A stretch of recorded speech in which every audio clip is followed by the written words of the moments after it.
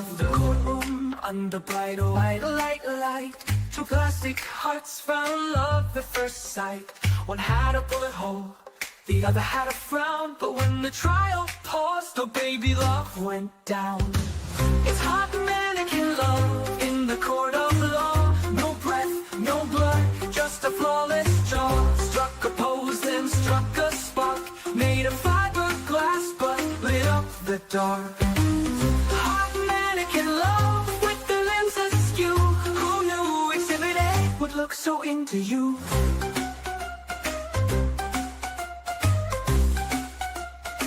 She leaned just right, he's sweet just so. Like Cupid fired a dart through a Velcro torso. The jury looked confused, the bailiff blushed, the stenographer typed, objection, they're flushed. Hot mannequin love, no heartbeat, no shame, but they set off fire a dart through a Velcro torso. The jury looked confused, the bailiff blushed, the stenographer typed, objection, they're flushed. Hot mannequin love, no heartbeat, no shame, but they set off fire. The law's just the same. Crime scene dolls, now courtroom flames. And love so real, it should be in chains. Hot mannequin love, not illegal but true. Just don't let the judge catch them kissing in view.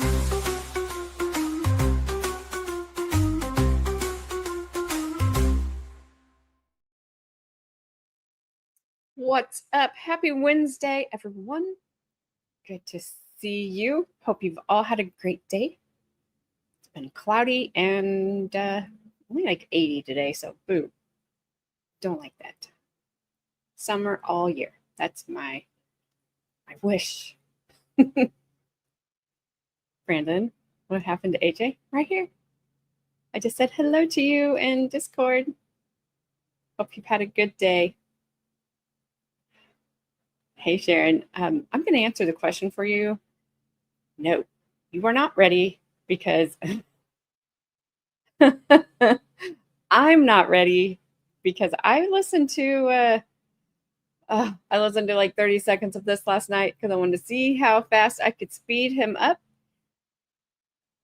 You guys don't even know. You don't even know what is in store. I'll tell you in a minute. What's up, Tracy? Good to see you. Hey, Labby, how are you? I am hanging in there, Flashman. How are you? Hey, old soul, how are you? I can't wait. I can't wait to tell you guys. What's up, Ronnie? So, I have no control over what you're getting ready to hear. I have no idea how long you're going to have to hear it. I know his closing argument is just over 2 hours, but he's going to be sped up, so we will cut this time down a little bit. But if for some reason you find yourself wanting to get into your own vehicle, there you go, Gabby, you're welcome, and bump it gently into the front door of your home, I won't blame you because I might be doing the same thing to mine.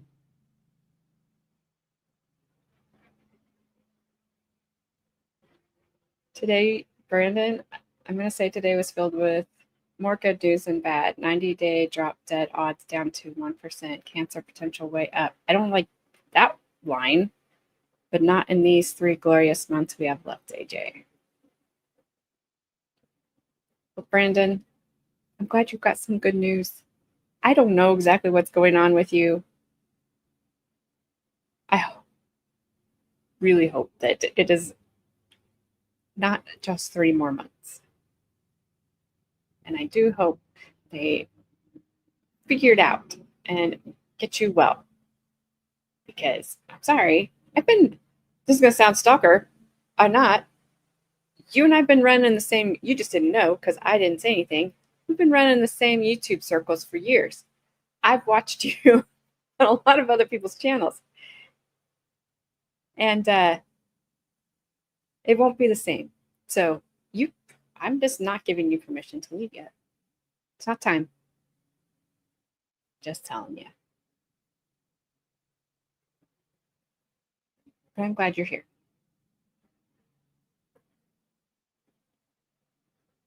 Betty needs a benzo. I'm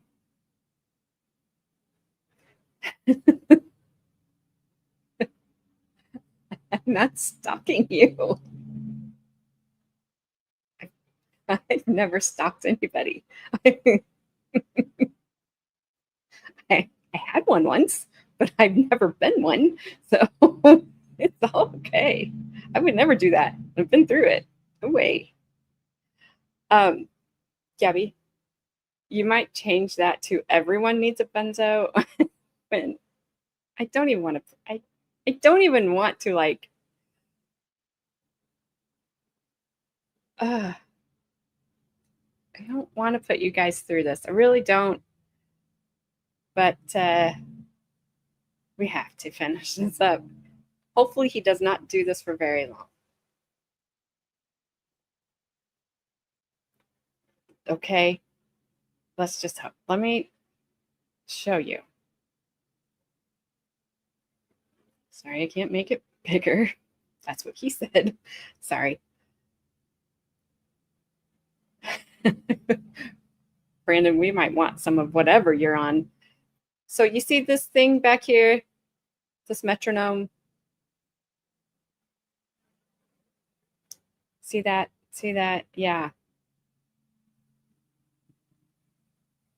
Don't let it do that, Lavi. If you feel that coming on, turn it off. Just turn it off. Good morning, Carmen. Whoops. Good morning, Carmen. Again. Again. I talked to you for 5 hours this morning, but it's okay. Enjoyed every minute of it. The judge does look asleep, doesn't he? Hey, June. So, Shenny, nothing, but you guys may hate me after this stream. Yes, the church lady has a headache. I've tried to quit doing that, Brandon. I've done well, except for last Friday, but that was different. That was a special day. Yes, you know, exploding. Gross. So not only does he have this thing back here, but you see this thing right here called a microphone? Oh, you guys can't see my cursor. Can you see it over here? I don't know where you can see it at. Whatever. The metronome is back behind Church Lady. The microphone is above Church Lady's head. That thing is going, and it is so loud. And it's going to drive you nuts. In just a few seconds, I listened to it. I was about ready to launch everything out the window. I'm telling you, I apologize for Mr. Early's bad decisions. No, you're not.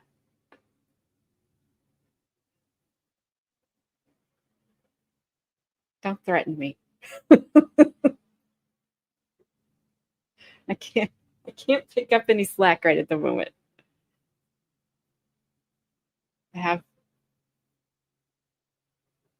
Well, whatever. It is what it is. So, all right. I'm going to start Mr. Early's closing argument. Got him sped up a little bit. I might try to sneak it up a little bit more if I can. And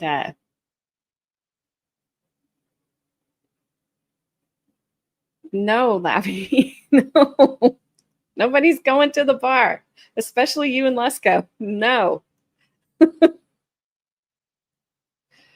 All right. My apologies. If you feel like getting in your car and running into the front door, just let us know. We'll talk you down. Oh, I'm so scared to hit play. But here we go. Everyone has a point where things happen to them. And when we ask you to consider all the evidence in this case and read all the instructions in this case, we are going to ask you to look at all the evidence from the beginning of the case, all the testimony that was included, to the testimony that was to the end of the case. The district attorney has asked you to ignore evidence in this case. The district attorney has said that that evidence does not matter. That you should not listen to that testimony, that you should ignore that testimony. It's what they asked Dr. Dietz to do at $300 an hour. It was what Dr. Dietz did. And it's what they're asking you as the jurors to do in this case, is look at part of the instructions and look at part of the evidence in this case. And that's not what you're supposed to do. You're supposed to look at all of the evidence. You are not to consider it in a vacuum, but you are to look at every bit of it. Elizabeth Broderick gave you testimony as to what got her to where she was. Reasons? Of course. Why are any of us where we are? What happens to us to make us do things? When you think of the things that you've done in your life and why you behave a certain way and why you are a certain person, you start to understand that there are things that happen to you that get you there. This is not a case Like TikTok, June. where we are telling you that Elizabeth Broderick has no responsibility. It is not a case where we are telling you that as jurors you should ignore the law, because we are going to ask you to follow the law complete from the beginning to the end.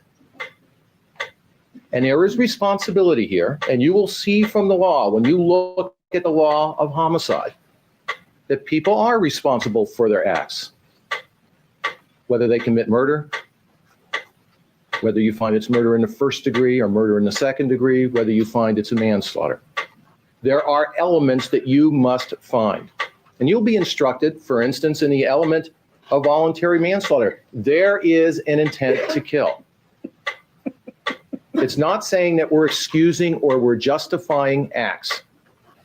In the law of homicide, when there is a death, you need to look to the law to decide what crime that person is guilty of. All right, I'll give you a break. Thanks, Brandon.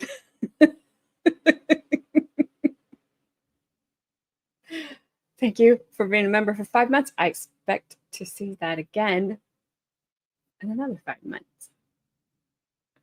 How much money do you have to pay to get a message in? I don't know. None. I got it. Just give me a sec.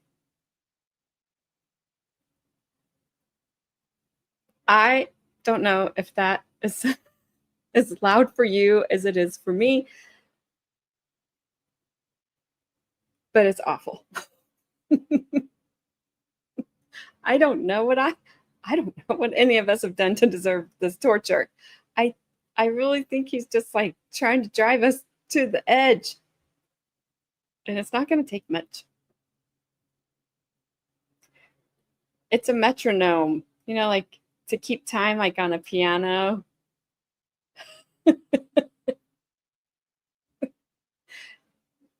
And what was funny, Gabby, is that I sped it up. I did speed it up really fast. And it was hilarious. I thought that thing was going to fly off of there. Brandon.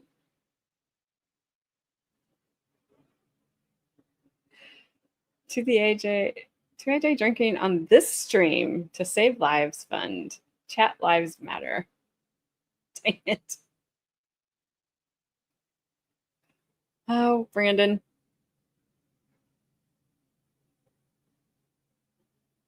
Oh, it's very annoying.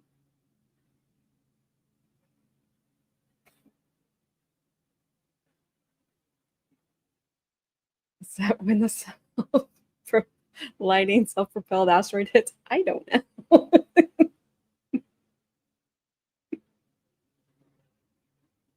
Oh, I see. It's a timer to the end, just the end of everything. Yes, yes. Then the answer to your question is yes. You were born in hell, but this is a new level. I tried to warn you. I warned you. Warned all of you that this was coming, and it was bad.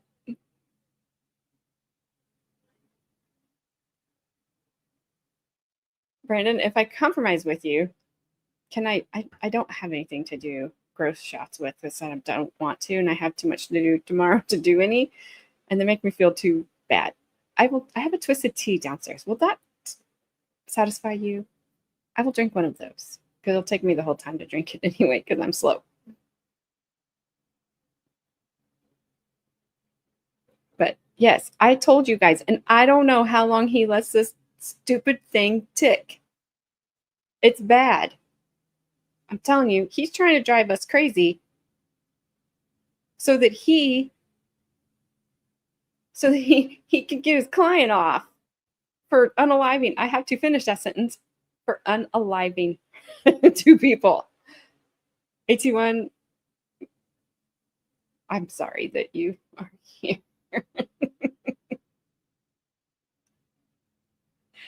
No, I'm not sorry you're here. I'm sorry I love that you're here. I'm sorry that you're going to have to endure this with this. You're here now. You can't leave. The rules. It's a very annoying. It's very annoying. I'll turn it on in just a second. That'll definitely satisfy you.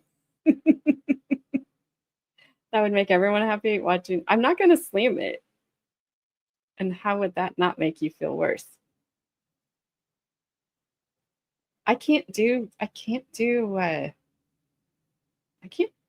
old for shots, Brandon. They, like, one just makes me feel like I've did 1,000. My body says no.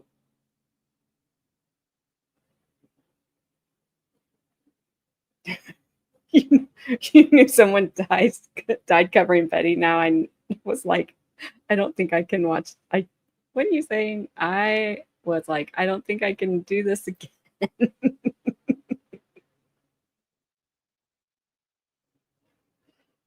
Hey, I'm going. All right, you guys. My apologies again. Here you go. I'll be right back.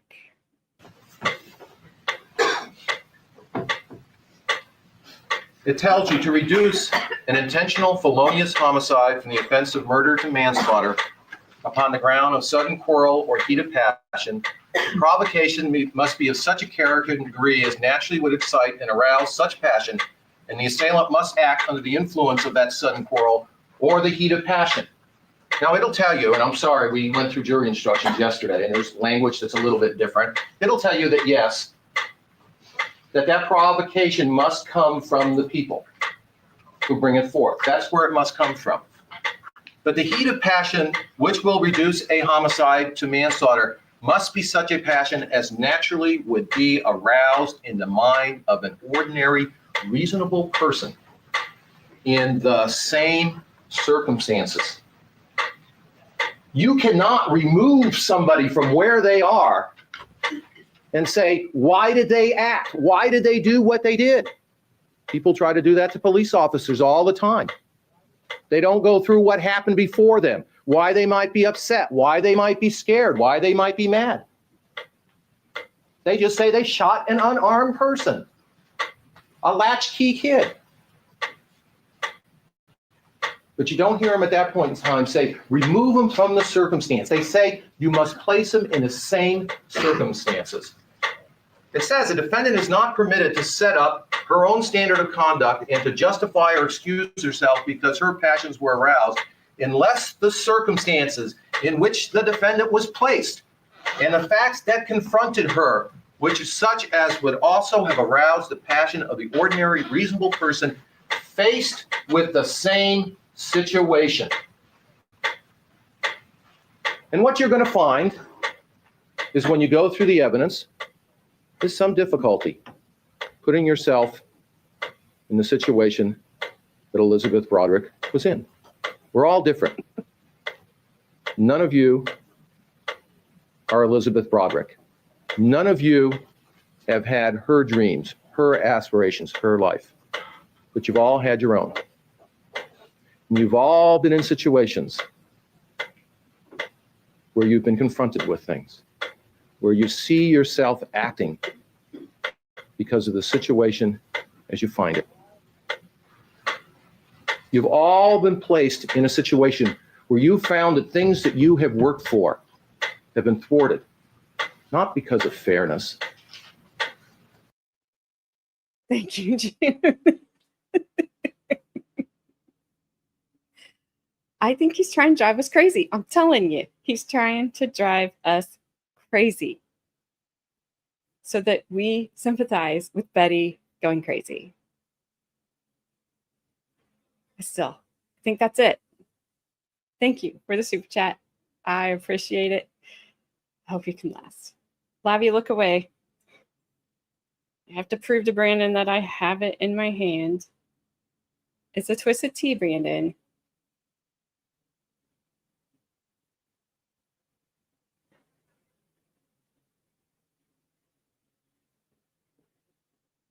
Yes, he's still alive. I forbid him to not be alive. What's up, Zach? You are going to hate the stream. I'm just telling you right now. You're going to hate it. You've never, not yet. Not yet. AT1, you're going to be Plymouth Duster yellow by the time this stream's over. You've been warned. Hey. You're not walking in a trap. Your wife's good people.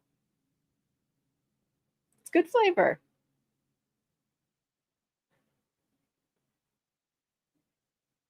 I did not look that up, and I'm not looking that up.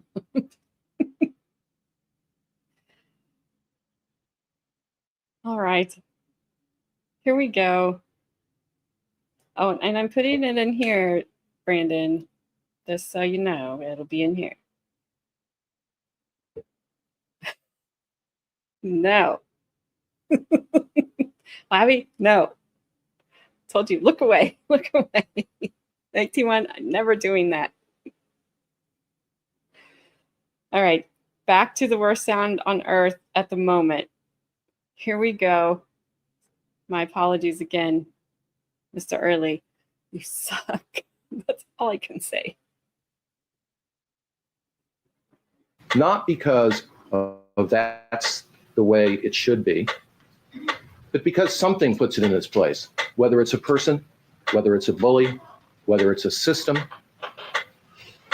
whether it's because you're female, whether it's because your color of your skin, whether it's because you're a wife, or whatever you are, you find yourself in a situation where you don't take away the emotions, because we are not people who are emotionless. We are people who are part of our emotions.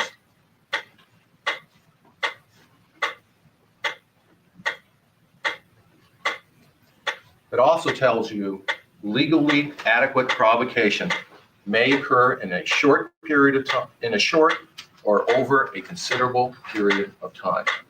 Now, why do they tell you that?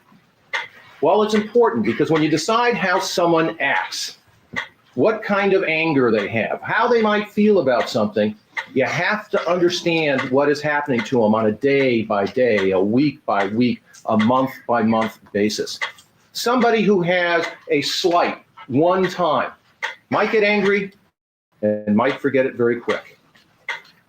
But somebody who is pounded and pounded and pounded and dripped and dripped and dripped, day by day, year by year, is going to build it up. And sure, there's going to be anger. It's going to go higher. And it's going to be with them a very long period of time. And they're going to feel the slight.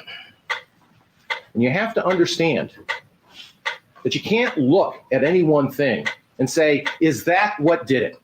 As the district attorney tried to ask Elizabeth Broderick on the stand, were you thinking of that day? And she tried to explain and she tried to say, it wasn't just that. It's when you look at it over and over and over again. There's that plus all the other things that happened. What happened the day before, and the week before, and the month before. And it's like looking at a pipe.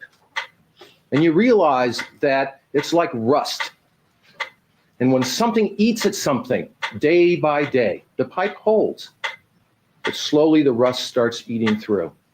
The rust starts getting to it.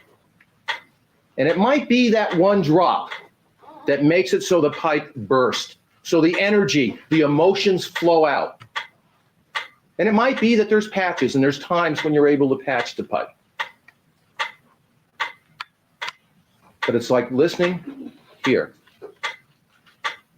Sure, the first tick, the second tick. But if it goes on and on, if you're someone who's raised around music, they'll tell you the sound is enough to drive them crazy after you hear it over and over and over again. What you have to understand about this. Turn it off. Is something that Thank you. I think is very important. Dr. Dietz testified in this case, and he testified that he had very little history of Elizabeth Broderick before 1985. At least very little history that he cared about. Now, you've all had a description of her before 1985. And the people we tried to bring in were a cross-section. You saw people that when she moved here and she lived in Claremont, Yeah. and when she went and shopped, and they went to thrift shops trying to get clothes, and she worked at night, and she No. was a neighborhood person just like all the other neighborhood people, not the center of attention, not somebody who was narcissistic and had to have her way, not somebody who was full of rage, somebody who made excuses for her husband, who worked hard, she was happy. Because family, at least at that point, was who it is. And then we brought in neighbors, not only from that time, but from Coral Reef. People who saw her on an everyday basis. The person next door who would come over for coffee, who would come over for tea, who would talk with her kids, who would do things with her children. Did she have to be the center of attention? Was she the person who had to be perfect? No, they describe her. She would wear Levi's, she would wear kids' clothes, she would wear sweatsuits. She wasn't somebody who was a socialite, somebody who was demanding money and status. She was somebody who was the neighborhood mother who liked to have kids. People ended up bringing their kids to her so that they could go out and get involved in charity functions and get involved in the community. And these people all described her, and they described who she was. And they described what type of person that she was. Just like anyone else. Somebody who was toiling. Somebody who wasn't demanding that my husband work 2 jobs and that I be the center of attention. Somebody who said no. They rolled up their sleeves. And even though it was testified that the neighbor was worried about her varicose veins, she went in and was a hostess at restaurants at night. She was bearing children during that period of time. She was trying to build a family. The center of attention? No. Any description? No.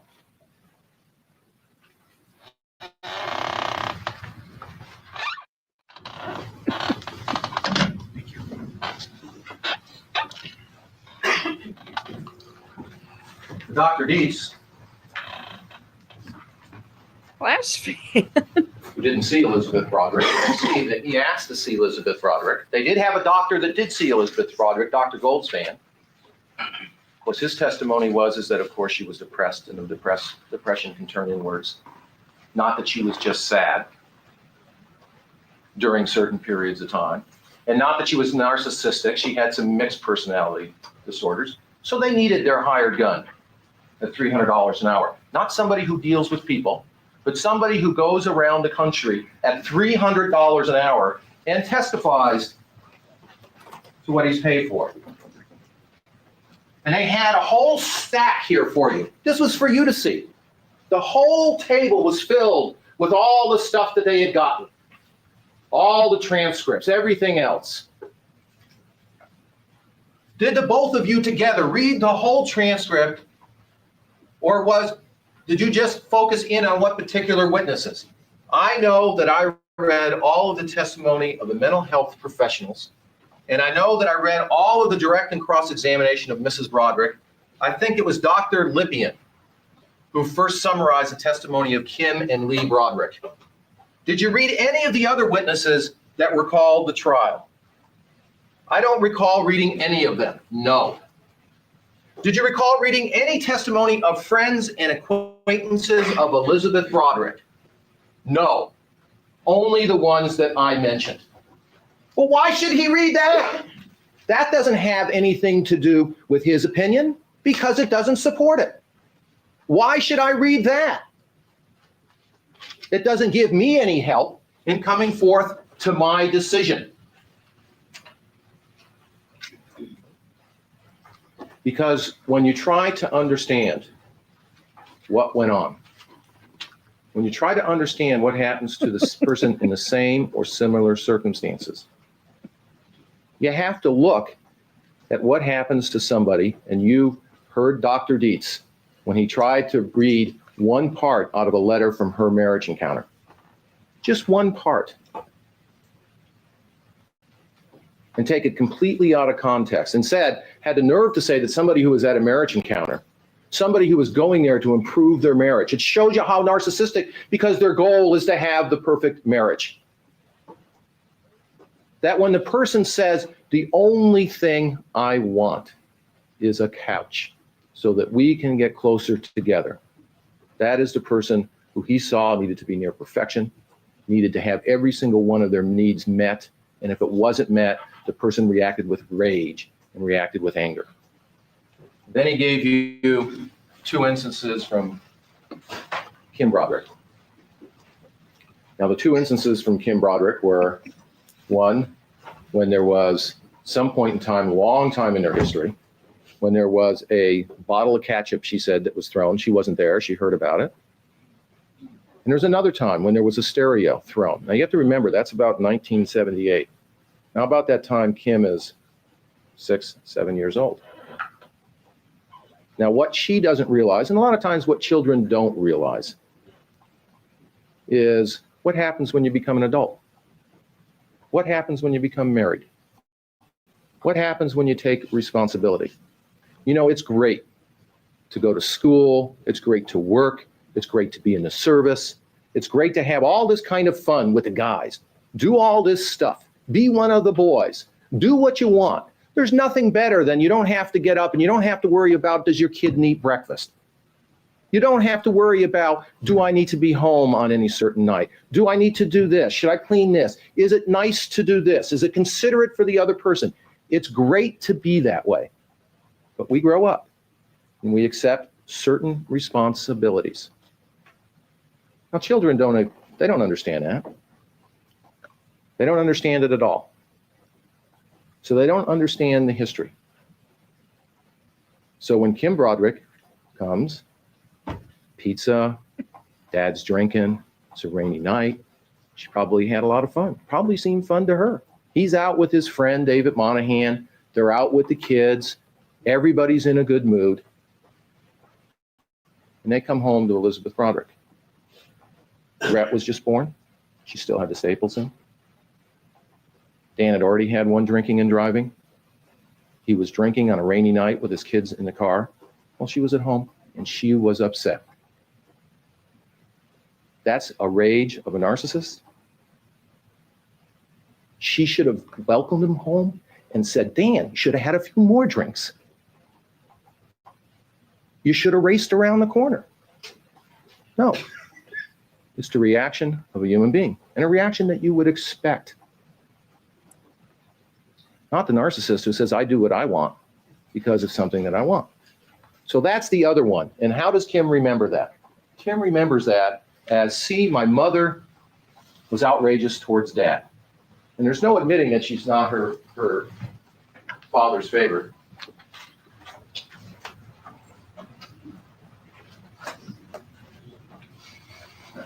Hey, Tink. But there's something I'd like to tell you now, because we'll come back to it, because it's something that happens in this case over and over again. It's something that was explained by Dr. Lesterman. And it was something that has an effect on real people. For a long time, Elizabeth Broderick didn't go around telling her kids how bad her father was, how horrible they were. She went around saying, yes, we have a happy family. She tried to keep it that way. When Dan came home, and you've heard the testimony, she would make sure everything was in order so he wouldn't be upset, so that he wouldn't be mad. She did something in the affair that stretched from, we know, at least 1983 all the way through 1985, when he was denying it, when he was denying her reality, when every single day when something would happen and she would say something, and she would ask something, and something would happen, and he was unhappy. It was her fault. It was because she was fat. It was because she was old. It was because their life was ugly. It was because their life was boring. And every single day, as they went on, the days that she didn't come home at night, the days when he said he had depots, when at times he said they had depots when it wasn't true, when there was the party in the office. During that period of time, was he thinking of his family? Was he coming and saying, listen, this is the problem, let's deal with it? She tried to do that in 1976. In 1976, she said, Dan, we have to have some goals that are family here. We have to make some decisions about what we want. And you heard that at that point in time, she was about 28 years old. She had 2 children. And she said that I'm out here on the West Coast. My family is there. Let's make some decisions here. I can do something on my own. I can go back. I can work. And at 28, a lot of us believe that. Did Dan at that point in time say no? Did he talk about narcissistic rage? When you read his marriage encounter, did he say, it's your rages that keep me going? That's what interferes? No. He talks about the Friday nights, the times that he's gone, interfering with the marriage. That's what he talks about as the real problem that's there. But what does he say? What does he say at that time? He says, please don't go. Give me time. I want to go off on my own. I want to leave Gray Carey. And sure, I'm not going to give you much now. And you're going to have to go through a life where you're affected, where you're not getting things in return. But that's because I have to work hard. There's things that I have to do. He didn't want her to leave. She is somebody that through medical school and through law school worked up till the day that she had Kim. Worked 2 jobs sometimes. Would babysit and would go out door to door to make sure that they could live decently. When they went to San Diego, she worked nights. She worked weekends. She worked 2 jobs so that they could be successful. At that point in time, Dan had no interest in telling her to leave. Hang in there. Well, he tells her to hang in there to a period of time where there's pregnancies later, where she's had at least 1 stillborn, where she's had 2 other children, where she's a different person. And we all know the difference between our 20s and when we come into our 30s.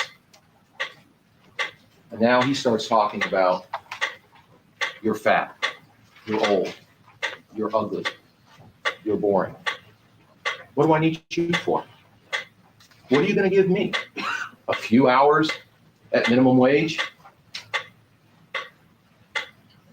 Babysitting a few kids at nickels and dimes? What do you have to offer? But during that period of time, does he tell her any point in time when she slit her wrist? And I don't care what Dr. Deet says when he says scratches on the wrist.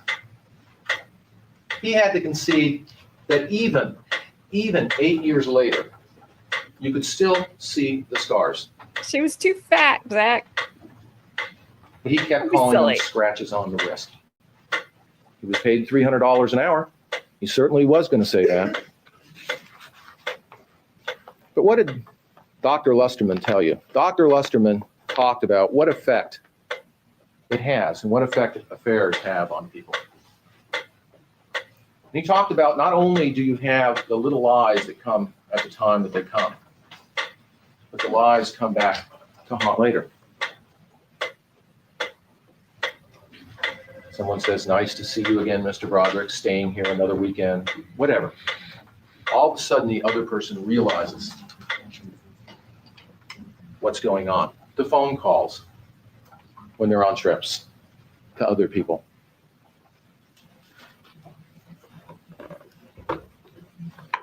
Does he at that point in time ever come to her and say, listen, we have a problem here. I've decided that I want to move in another direction. I think I'm moving up in the world. I'd like somebody younger. I'd like to have somebody new on my arm. Does he do that? No. For 2 years, no matter what pain she is in, no matter what hurt she feels, he denies it. Even when she burns his clothes. And you'll see that even when she burns his clothes, she keeps the top hat and the cape out from what she burns. He comes home. And what does he tell her? You're just imagining it. There's nothing going on. There's nothing going on whatsoever. Does he tell her that your anger has a reason? Your anger has some basis? No. He says, you're going crazy. It's your problem. And at that point in time, he even makes her feel bad enough that she says that she goes out and buys him the clothes. She believes him. She wants to believe him. And that goes on for a long, long, long period of time. Now, Dr. Lusterman said it's like a pressure cooker. There's a lot of rage that you feel from that. There's a lot of anger. There's a lot of resentment. And he says it's different than jealousy because what you base something on with somebody is the trust that you have in them. When you think of the relationship with your wife or your children, it's not even your children. It's not so much whether they tell you something or not, but it's that they trust you enough to tell you the truth, that you know what's going on in your life.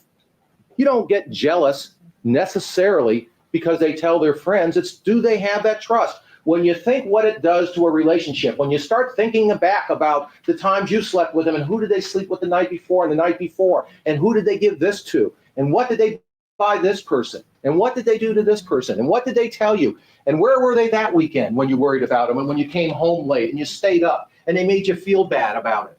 It's not jealousy. It's the position of trust. And it's one of the things that happens in marriage that you give somebody. You give them trust. You give them who you are. If you think of the people you live with, they see everything about you. They see your worst and your best. They see the habits you wouldn't dare show the public. We wear suits out here. There's no telling how I dress at home or what I do at home. But there's that trust that you have in the other person. They know everything. They know what you're like when you feel good. They know what you're like when you feel bad.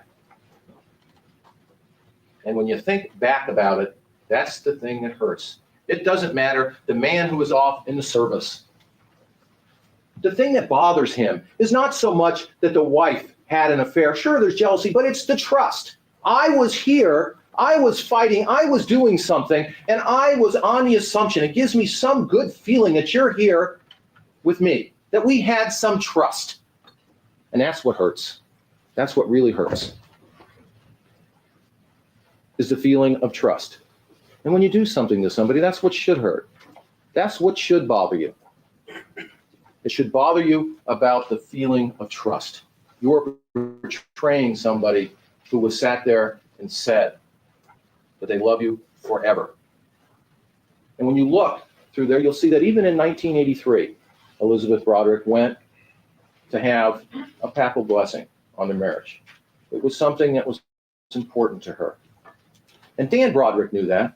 Dan Broderick knew that that was her dream, and it was family, and the most important thing, and it was read to you by Dr. Dietz. The most important is not a vacation where they go somewhere, not where they spend money, not where they buy items.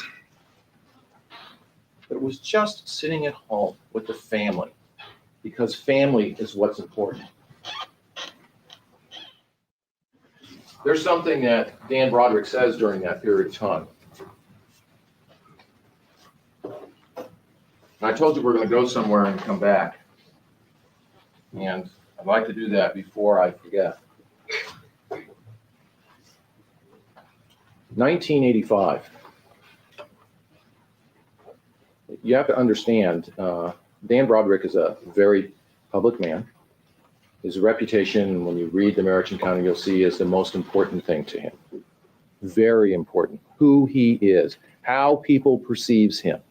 That's what he talks about. Remember what Dr. Dietz said, that when you read, even though he didn't read Mr. Broderick's Marriage Encounter, said that was just something that I didn't read, but he said that would be something that would show you about people who full of self-importance about themselves. He called it narcissistic, but they would want to know how people would perceive them, think about them even if they are dead. What effect they've had on people. But in 1985, when Elizabeth Broderick is feeling pain,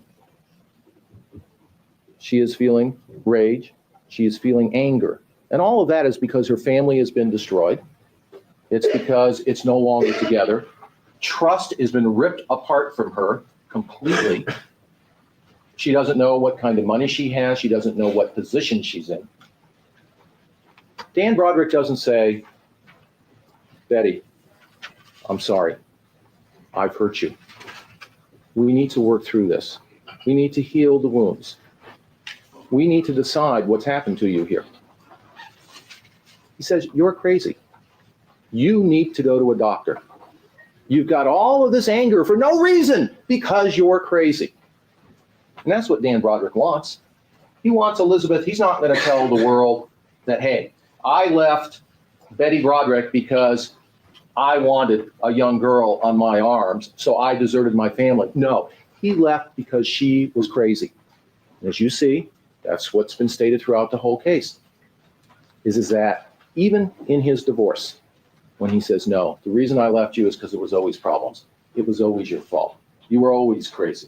It was the Catholic in me that kept me going. But I feel that I have made many sacrifices and worked hard to get in a position to be successful. I have made you sacrifice as well, perhaps even more than me. I want time to pay you back, to make it up to you, to reward you for all the deprivations. I want you to be happy, content, secure. He's not going to tell her, yes, I'm not going to change, or when it becomes my way, I'll do it my way. He says, stay. Please stay. You've worked hard, and there will be a reward at some point in time. To feel like the sacrifices were worth it. I want to go on living so that I'll have time to accomplish this. I always tell myself that what I am doing now, the way we're living now, is just a temporary situation, that things will improve, that my goals will be realized. To die now would be a tragedy. Mind you, I'm not saying that there will ever be a good time for me to die, but the earlier the worse, especially if I haven't at least reached my goal of material success. Even at that point in time, he talks about how he's going to be remembered, what is important to him, and reaching his goal of material success. But in 1985, he brings her to the doctor and says, oh, you are crazy. You have all this rage because you are crazy. Nothing that I've done. And Elizabeth Broderick told you in her testimony, and the testimony of all the other witnesses told you the same thing. Because during that period of time, she kept it from her kids. She didn't go yelling and screaming at Dan and saying he's screwing the office cunt, and he's doing this, and he's doing that, and he's doing this, and he's taking things away from us, and he's giving money to Linda, and he's buying her a condo, and he's buying her a car, and he's giving her money. The kids didn't know anything of that. All they knew is their mother was unexplainably crazy. she would go down to his work to sit there on his birthday and to have a little celebration and watch the sunset. And she finds a big party using her china with streamers all over, and is told they went out to lunch. So she goes home and she reacts to it.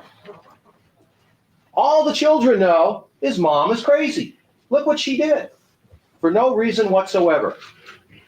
And she even told you that in the rental during that period of time, she was probably being nastier to her kids than she had ever been before. And she wasn't telling them why. They didn't know why at that time. She says, I wasn't in good control of myself. And I was probably not being fair to them. But all they saw was that she was crazy.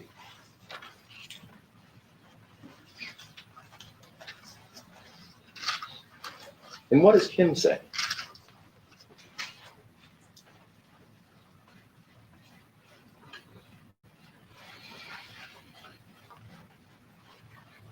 Me too, flashback. That mom was acting crazy.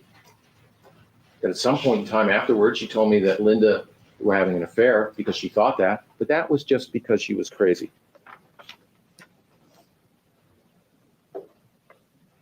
Yes, that would be horrible.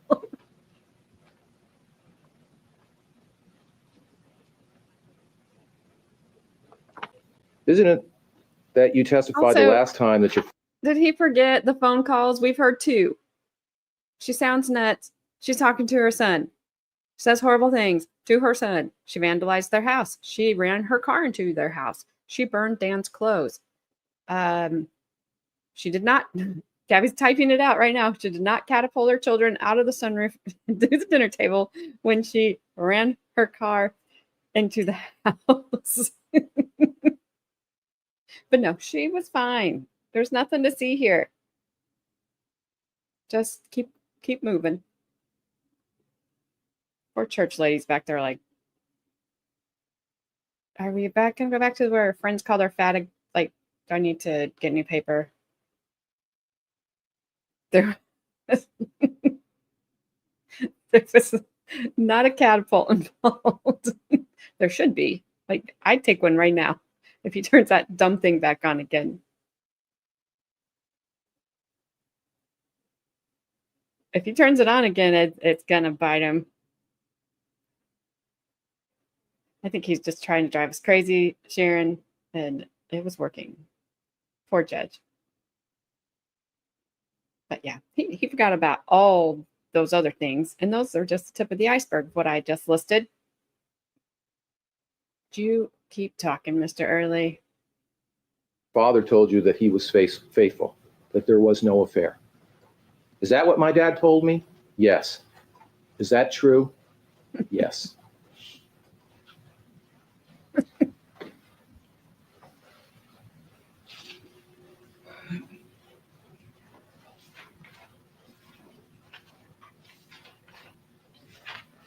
At the time, during the time before your father and mother split up, didn't you feel that your father was doing nothing, absolutely all? Your mother was treating him poorly for no reason?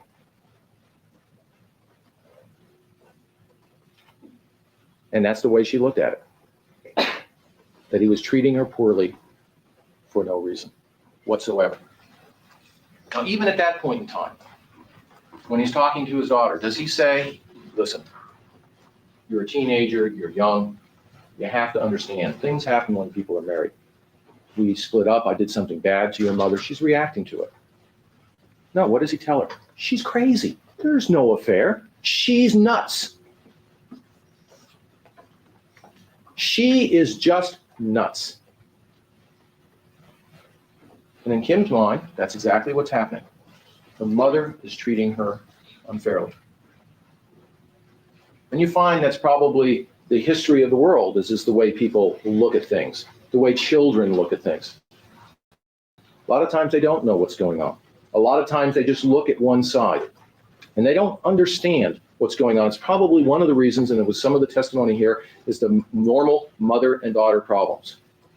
When someone at 18 and 19 and 20 does not understand the things that affect people at 35 and things that affect people at 40. And it's one of the things we're probably told when we're younger and never understand.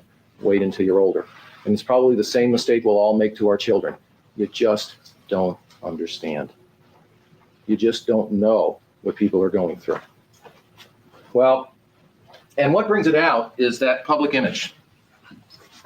And the district attorney read a statement that Dan Broderick made during the trial. Dan Broderick made a lot of statements. One of the best examples probably that was ever given was the one of hiring the security guards. World, I have a crazy wife.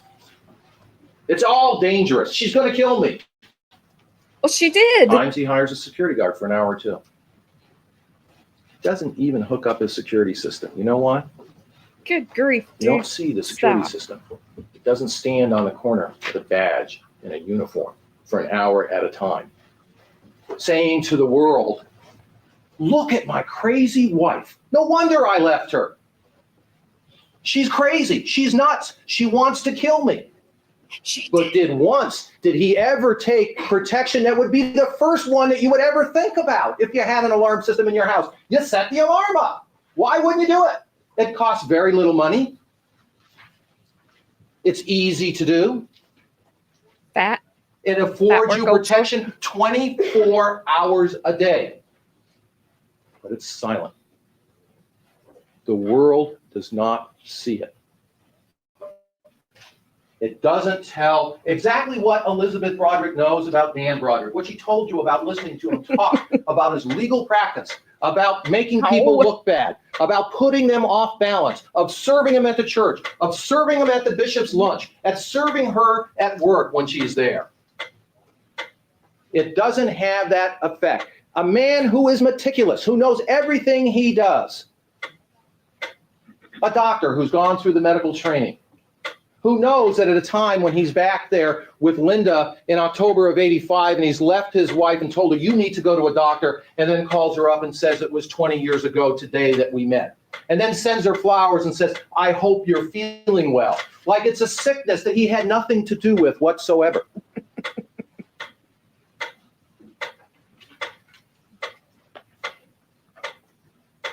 But there's the public, Dan Broderick. What else did he say at the trial? What else he said at the trial was, Judge, I would have left this woman a long time ago. There's nothing that I did wrong whatsoever. It's because I was a good Catholic. It's because I had such strong Catholic beliefs. It held us together. There was a question asked of Elizabeth There was Broderick. no evidence to that. There was a question asked to Elizabeth Broderick about did not Dan say at the trial? Yes. And Elizabeth Broderick said yes. And that upset me because I knew that that was his public image. Didn't he say that there was problems in the marriage a long time ago?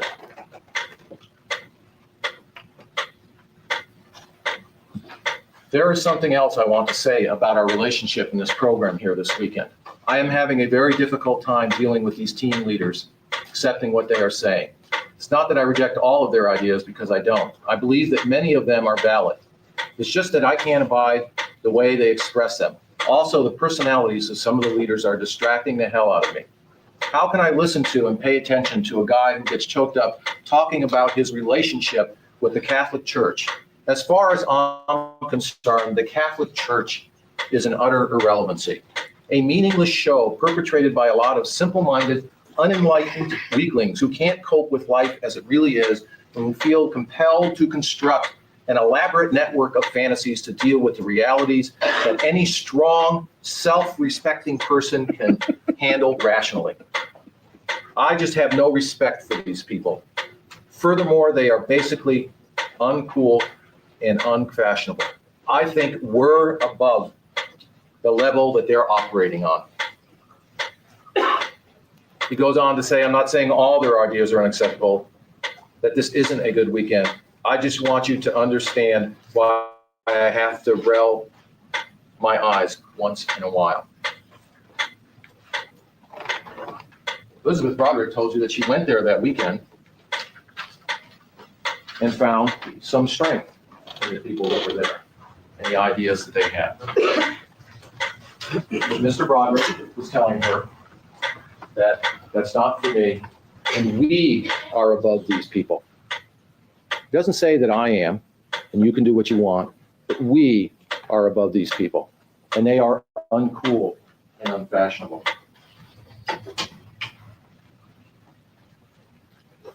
Well, you have to understand that we're talking about people in the same or similar circumstances. We're talking about what gets the person to the point that they are. What has gone on at that point? What has gone on over the years to get them to the point that they are now? And then you have to decide. Now, somebody who's been through that, somebody who has gone through what that person has gone through, how are they going to react? In other words, how does a normal person going through that react? Not somebody who walked in fresh, who's never been through any of that, but someone through the same and similar circumstances, who that's how they start. That in 1985, there's a number of times that she goes to Dan, and there's a number of other things that happens in 1985. Yes, she has some reactions. She goes over there and she finds a maid wearing her clothes. She finds a maid having her furniture, where she says that she did not give permission, and she gets angry about it. She goes over there where she's a coach of a soccer team during that period of time in 1985, and she volunteered to become the coach of the soccer team because of her child, so that he could be on a soccer team. And when she goes over there, sometimes she's not either allowed to take him, and on one day when she goes over there to take him for a game, she sits and waits and waits. It ends up that he somehow went to a pharmacy where they had to pick something up, and he wasn't there, and she got angry and she got upset. And they talked about the fact that it's a rage, but you have to understand that you have to put things in context. You have to realize how you would feel if you're going through trying to have some contact with your children. You're trying to do something for your children, keep them involved in sports. Keep things going for them. And what happens? When you show up at the game, you don't show up with your own child. You're late to the game. Would that make you upset? Would you probably get upset at the time? I think that you would. And so you have to start putting things in context. You can't just say, this is an example of someone who gets mad, and say, so if they get mad, there's no reason. Now remember, during a period of time when we have Elizabeth Broderick getting mad, we had her one time throwing a stereo down because it came home late after drinking. And there was another time where there was some incident with a ketchup bottle, whether you just say it was she threw it, or as she said, it was when the two of them were teasing each other. But you never see in a marriage encounter the rages. You don't see the ripping of a garage door off. You don't see the smashing of a motorcycle. You don't see the smashing of a lawnmower. You don't see the throwing out of aquariums. You don't see the ripping of doors off the walls. You don't see someone grabbing them and saying, do you want to be next? You don't see people with black eyes. You don't see any of that with Elizabeth Broderick, which you would expect would be the rages that they were talking about when she didn't get her way and when things weren't working and when she got upset.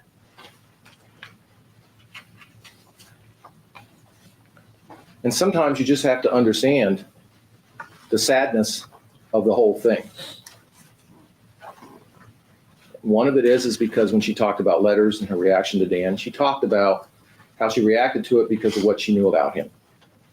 That when he was writing in the fact of, this is the way it's going to be. We're not going to talk about it. We're not going to do it. In other words, this is a threat. This is the way he reacts. And people get to learn one another. And sometimes we adjust to our environment. Probably the cross-examination of Lee Broderick pointed that out the most, of how people get used. When she sat in the stand and the district attorney asked her, well, Mr. Early made a bigger thing about the dogs getting kicked by Mr. Broderick than you thought it was, didn't you? Making it sound like we were trying to put evidence before you. But what did she say in response to the question about what did you mean by that? Well, it was no big deal because that's Dad. You don't like the dogs? He kicks them. It tells you about how you understand about somebody when you sit and you look at the evidence. if you think what would be a reasonable situation, if you think if you went home and you kicked the dogs in front of your kids, they'd say, hey, that's no big deal. Most of us would realize that our kids, our neighbors would be horrified by it. But at least at that point in time, it wasn't a big deal. And those are things that Elizabeth Broderick talked about. Their marriage at that point in time was give and take. This is the way Dan Broderick was. He was a very strong individual. He was very successful. He was very dynamic. He rose to the top. And it wasn't because Elizabeth Broderick was somebody who browbeat him around and led him around the legal arena and got him to be to where he was. You know that that's not true at all. That's a ridiculous statement. And what the doctors testified as to Elizabeth Broderick, when you look at her statements, are her statements one of strength? When you listen to those statements of Elizabeth Broderick, is that someone who has power, who knows that they can crush you in a moment? No. That is somebody who knows they have absolutely no power whatsoever. As Dr. DeFrancesca said, not a $300 an hour person, someone who works with people on a therapeutic as well as a diagnostic level. It's somebody who has no self-esteem. It's somebody who's lost their identity, who's given their identity throughout their life to their husband, to being a mother, and has none of that left anymore. And somebody from a position of no power whatsoever who shouts and who screams. But what happened to Elizabeth Broderick? Well, Mr. Jaffe she finally went to Mr. Jaffe in 1985. That's right, Gabby. Just turned.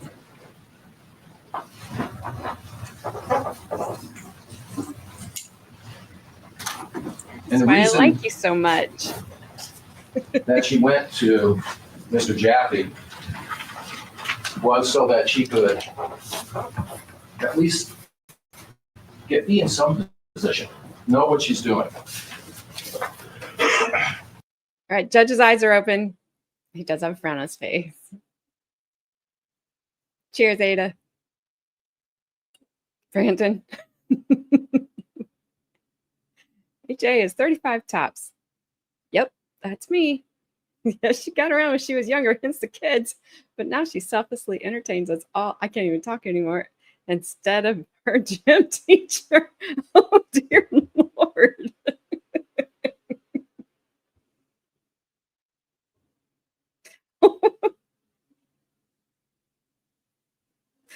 Oh, my gosh.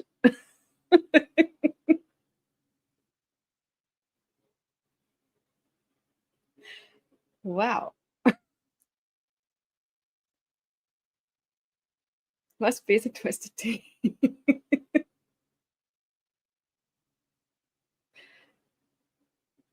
Aw. Me and my gym teacher. Don't talk about it. Yes, I am.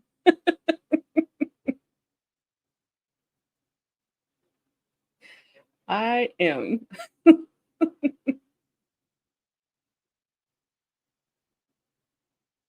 Unfortunate. Well, never mind. Never mind.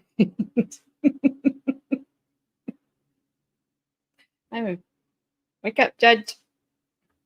Cute little Campbell soup kid. Hey, Ruthie. How you doing?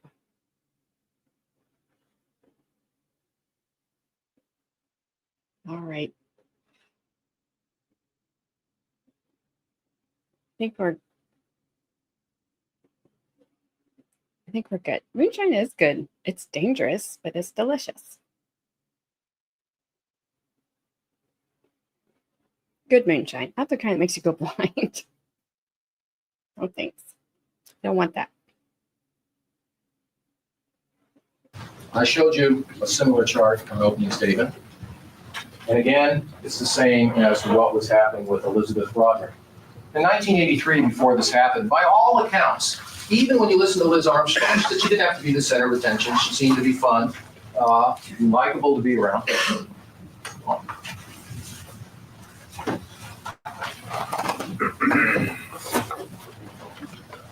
that she was a normal person, living a normal life. As Dr. DeFrancesca said, that she had some parts of her personality. She had a whimsical nature. She liked to have fun. She was fun to be around. Some of the personality that you can see in histrionics can be there as a flair. Somebody who's spontaneous. Somebody who has emotions that come and go. Something that is not a bad person to be. People like being around them. But all of a sudden, you can see what starts happening to her in 1983 through 1985. She starts declining. She starts going and getting her face fixed. She starts growing her hair long. She loses weight. She loses lots of self-respect. She's embarrassed a lot of times by what she does. But what is happening during that period of time, and all the way through the separation, and through the separation, she still doesn't tell the children what's going on. But she's dealing with the rats. She's dealing with the fact that when Mr. Broderick left at that point in time, there wasn't any money in their accounts. Somehow their accounts were empty. She was overdrawn even at that point in time when they left. But she keeps going down. But at some point in time, after the separation, you can see that there's a lot of things that are going on. She's going over the house. Mr. Broderick is still denying the affair. He's still telling her a number of things that are going on or not going on. You can see that she's starting to lose some self-respect. She's starting to do things that don't make her look good when she goes over there. She's reacting to the situation. But finally, after going through all of that, in 1985, there's a period of time where she does a little better because she goes over and says, well, okay, I'll hire Mr. Jaffe. We'll deal with this. And you'll see in evidence here that there's a retainer agreement. And when you look at the retainer agreement from Mr. Jaffe, and you look at the retainer agreement from Mr. Hargraves, you'll see that they have something in common. And what they have in common is they want $10,000 as initial retainer, and that could be decided at a later point in time as to who's going to pay for it. But there's one thing that we do know. Mr. Jaffe, by all accounts, is a formidable opponent. He is somebody that knows what he is doing. He is somebody who is at least going to be in your corner. And the thing that's funny about that is even Mr. Jaffe himself, when I showed him the letter that he wrote, I have called you on a number of occasions over the past few weeks to ascertain what has been happening with the Broderick case. We have not received any return calls. I hear sporadically from Mrs. Broderick, who after numerous attempts is still unable to find top-rate San Diego dissolution counsel to represent her in this matter because of the prominence of your client and also, I am sure, due to her attitudes about litigation. Since I have not heard from you, I had my paralegal check the court file and was distressed to see that you applied to take Mrs. Broderick's default on July 16, 1986. She did not mention this, of course, didn't ever mention to me that she had received this document, nor did my office, who has been slightly involved on her behalf as a friend of the court and legal system, received a copy of such document. I am now convinced that the only way this case can ethically and morally move forward, and of course legally move forward, is for your office and client to file to have a guardian ad litem appointed, so that there will be someone to protect the substantial interest that Mrs. Broderick has in the above and captioned matter.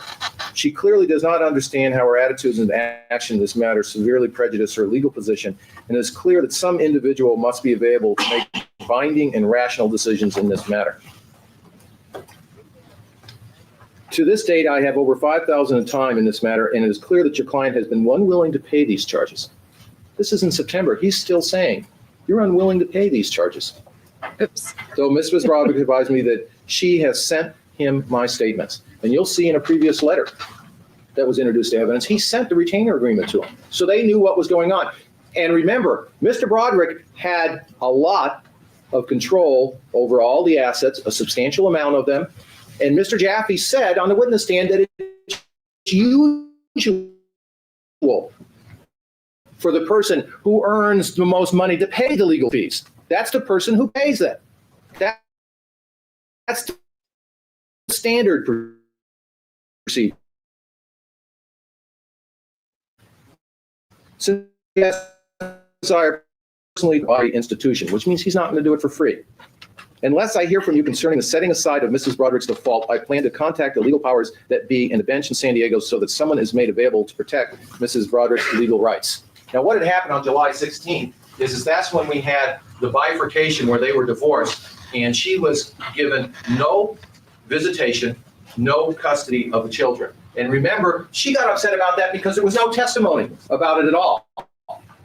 There was no hearing. She even called the court that day and said, I'm trying to get a lawyer. Can we postpone this? And they didn't do that, and they didn't have a hearing. They just went ahead and did it.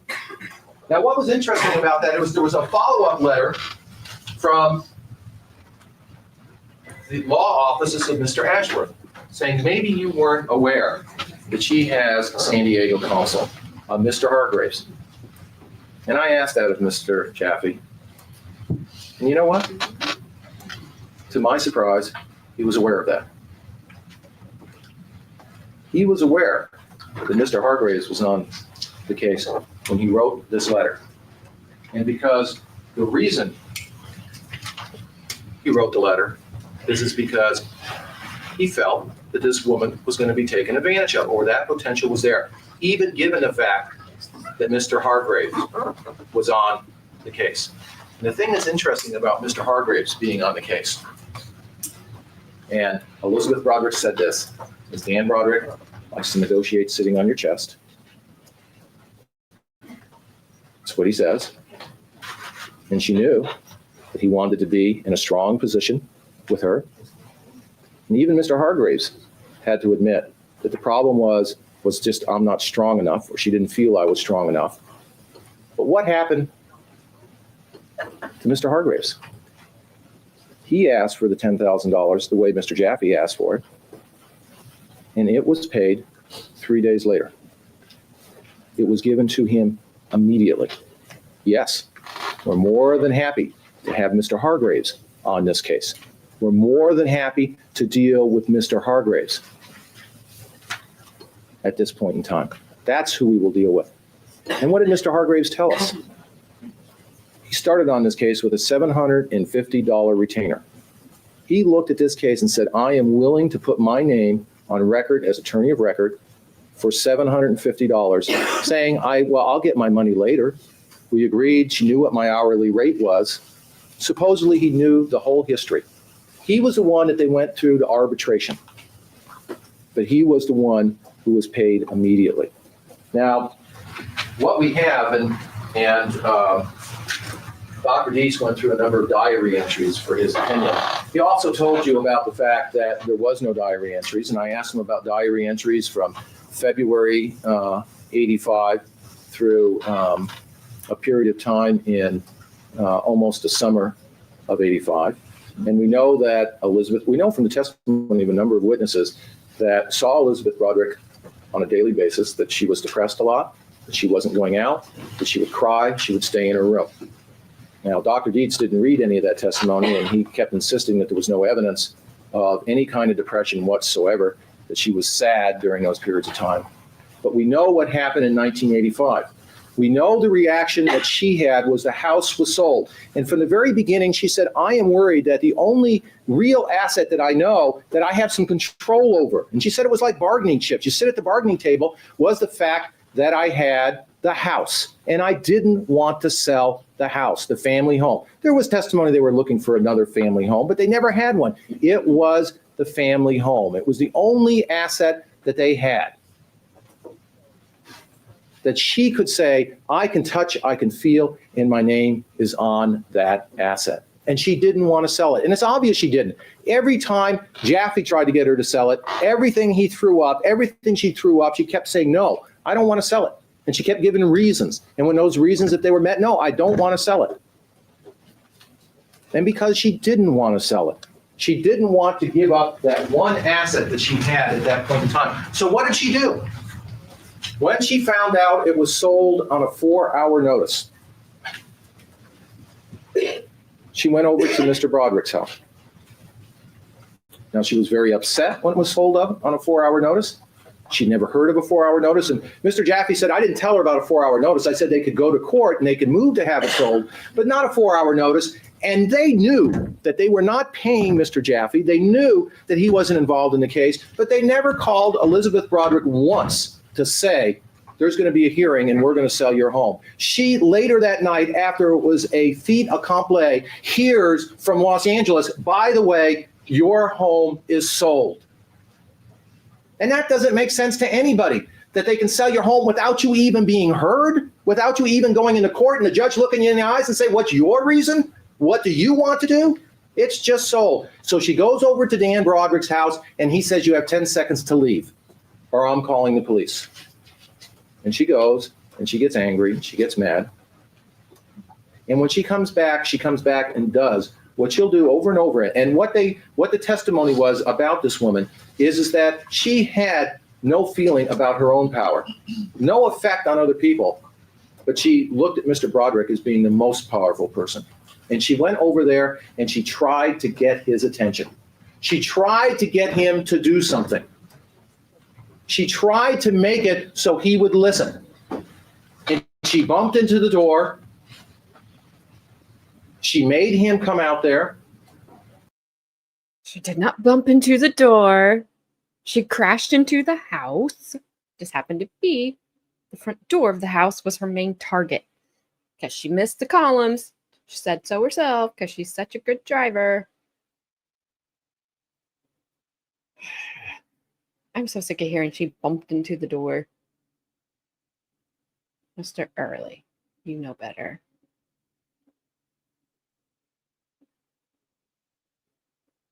By the accounts of the people that were present, by the police officer that was there, she had a knife in her car. She said, if you don't listen to me, I'm going to kill myself. Because she knew that Mr. Broderick, the minute she said it, and she said it over and over again, the day he decided what I was going to get, when he decided that it was time to decide what I'm going to get and how I'm going to get it, this is going to end. When he makes that decision, it is going to end. And so she went to him. And that's what she did when she was there. She did something to get his attention. She had a knife to kill herself. She told her children. They told her there. They hospitalized her at the time.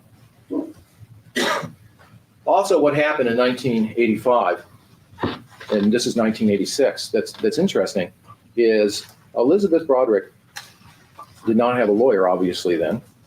Mr. Jaffe wasn't involved in the case. She didn't have one.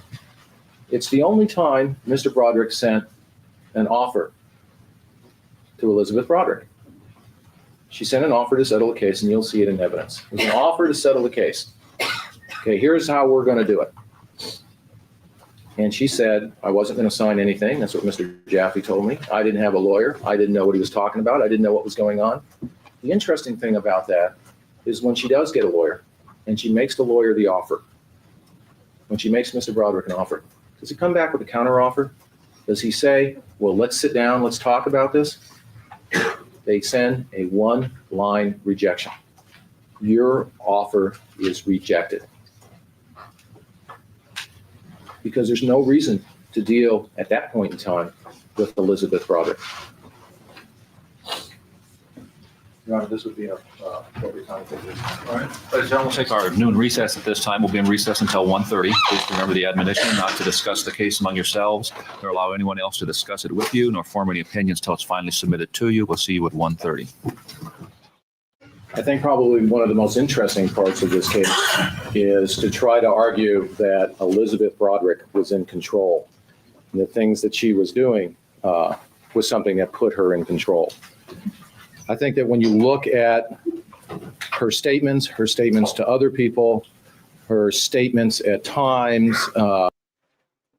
Ruthie, she was. He went to medical school, and then I think he went to law school. Sorry, Carmen, your dog's barking again. And she did provide for them and the family. And nobody's ever tried to take that away from her. But, you know, she just still wanted to hang on to, like, I did this, so I get this. That's fine. He was still going to give her a lot. She just wanted him. She didn't want to lose. I think that's my personal opinion, is she just didn't want to lose. And I think she felt like she had lost.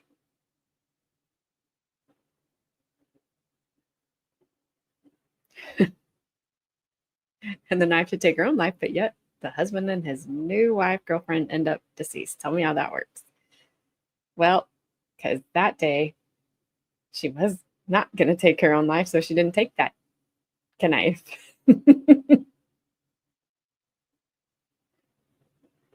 Also, when Dan was saying she's crazy, she's going to unalive me, he was correct.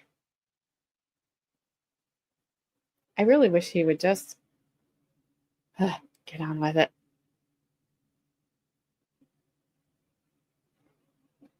Oh, please don't encourage her. Hey, Rue, hey.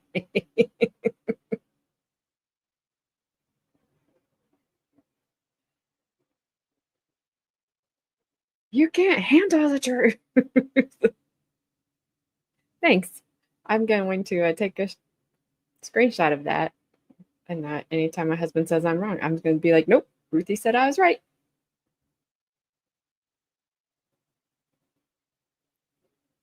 Yep, she did take a pew-pew instead of a knife, and that is how that happened. Yes, good movie. Good movie, Frank.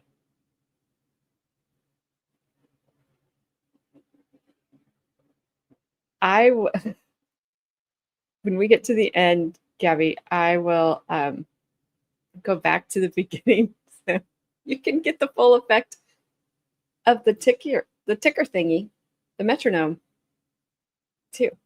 Remind me.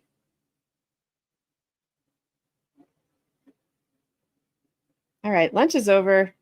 We're still talking about the divorce. Can we just get to the crime? We have to go back to her friends calling her fat again. Like, where are you going this early?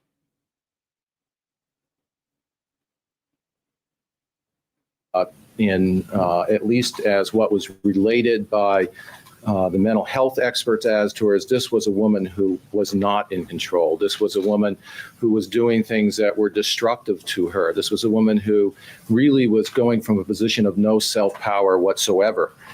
But this was a woman who was used to being in a relationship where control was the word. It was a word that was used from the very beginning. And Dan Broderick was not someone who was afraid to use his power when it came to Elizabeth Broderick.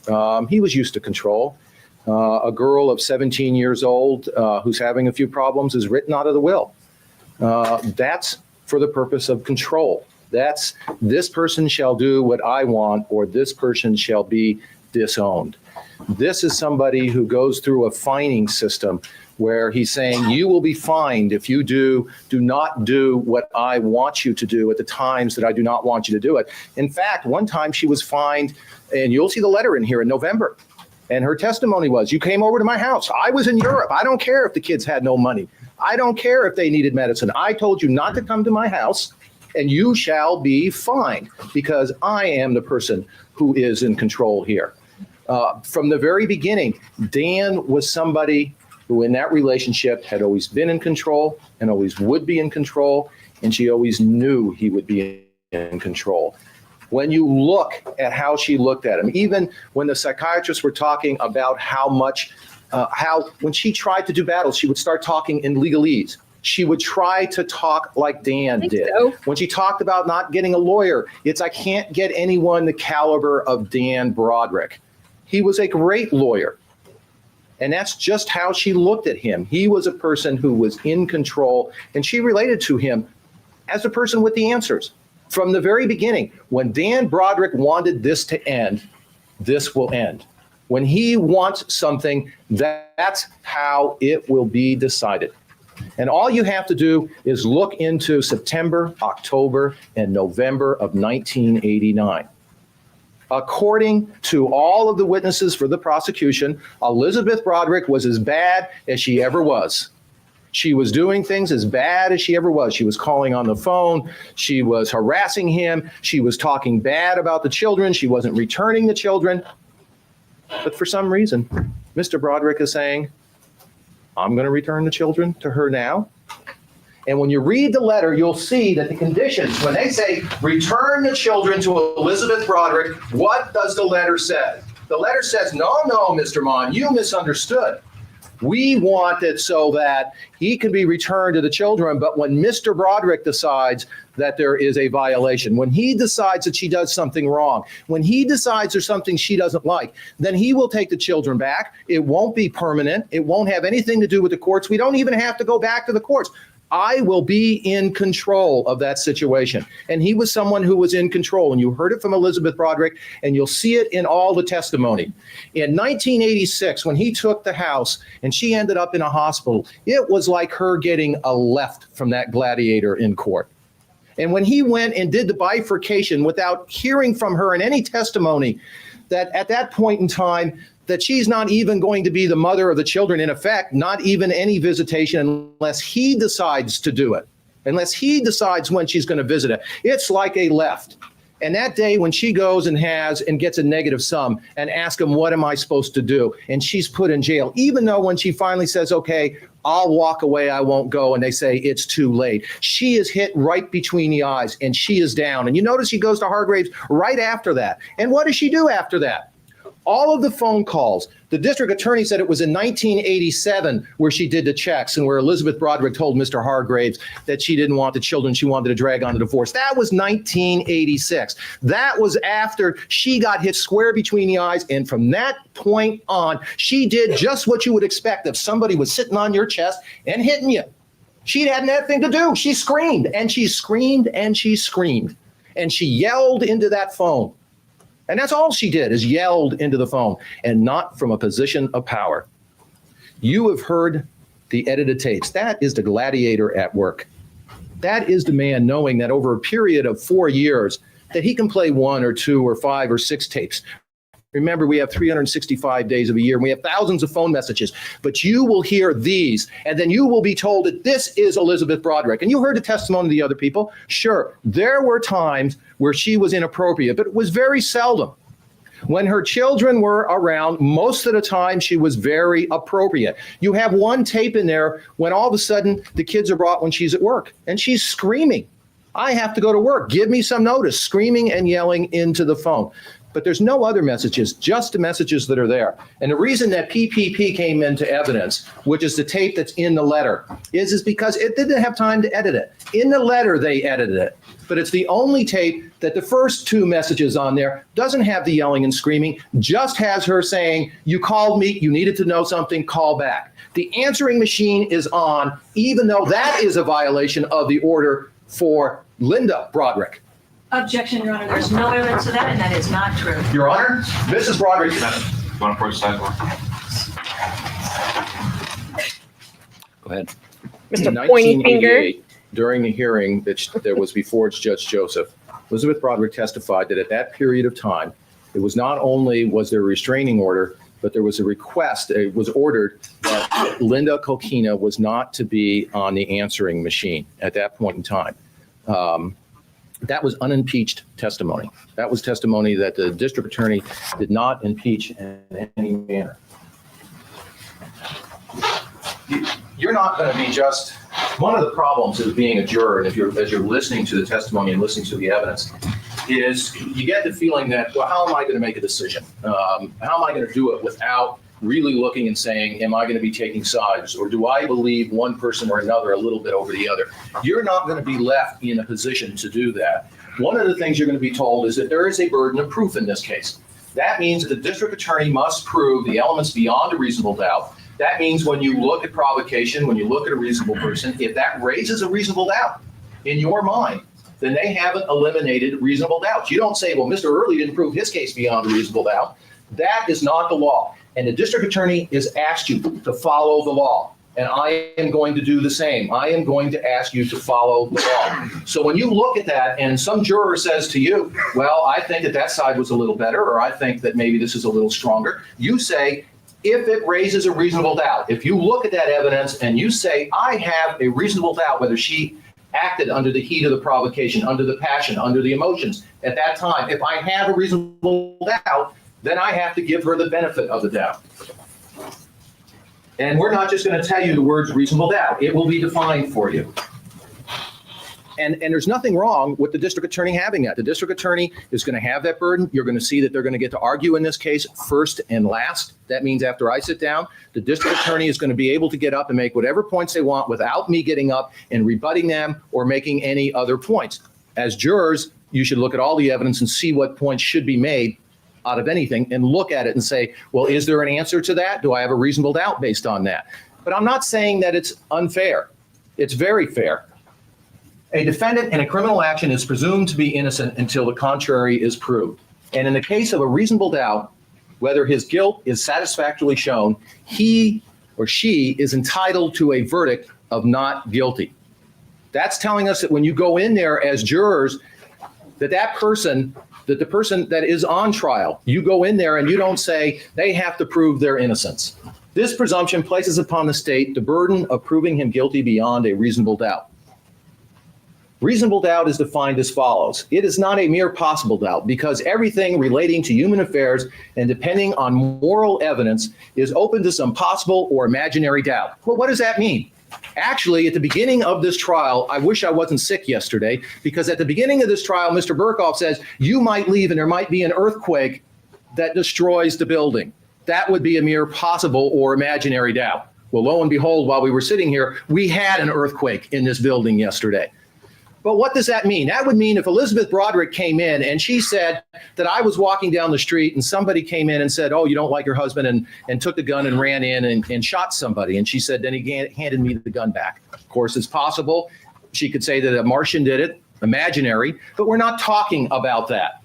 We are talking about it is that state of the case, which after the comparison and consideration of all of the evidence leaves the minds of the jurors in that condition that they cannot say they feel an abiding conviction to a moral certainty of the truth of the charge. And what does that mean? A conviction, something that we believe in. We have belief in our country, or we have a belief in a religion, but it's something that you believe in. It's something where you have evidence, where you can say, I have a conviction.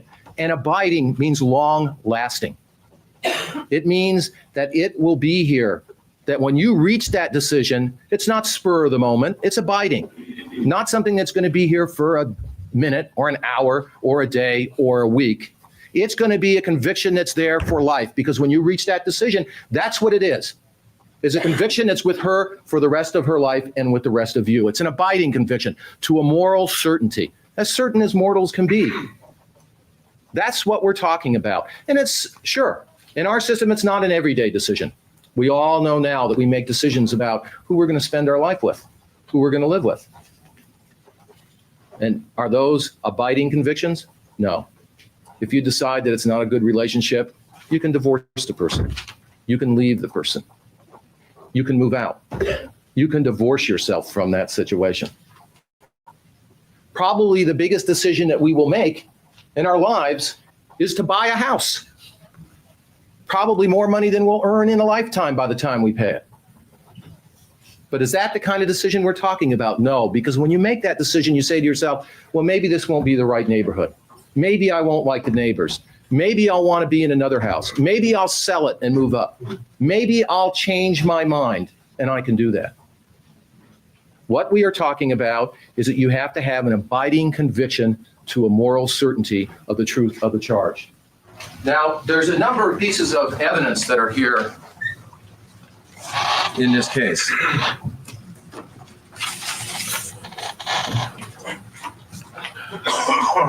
One of the things that the district attorney brought up that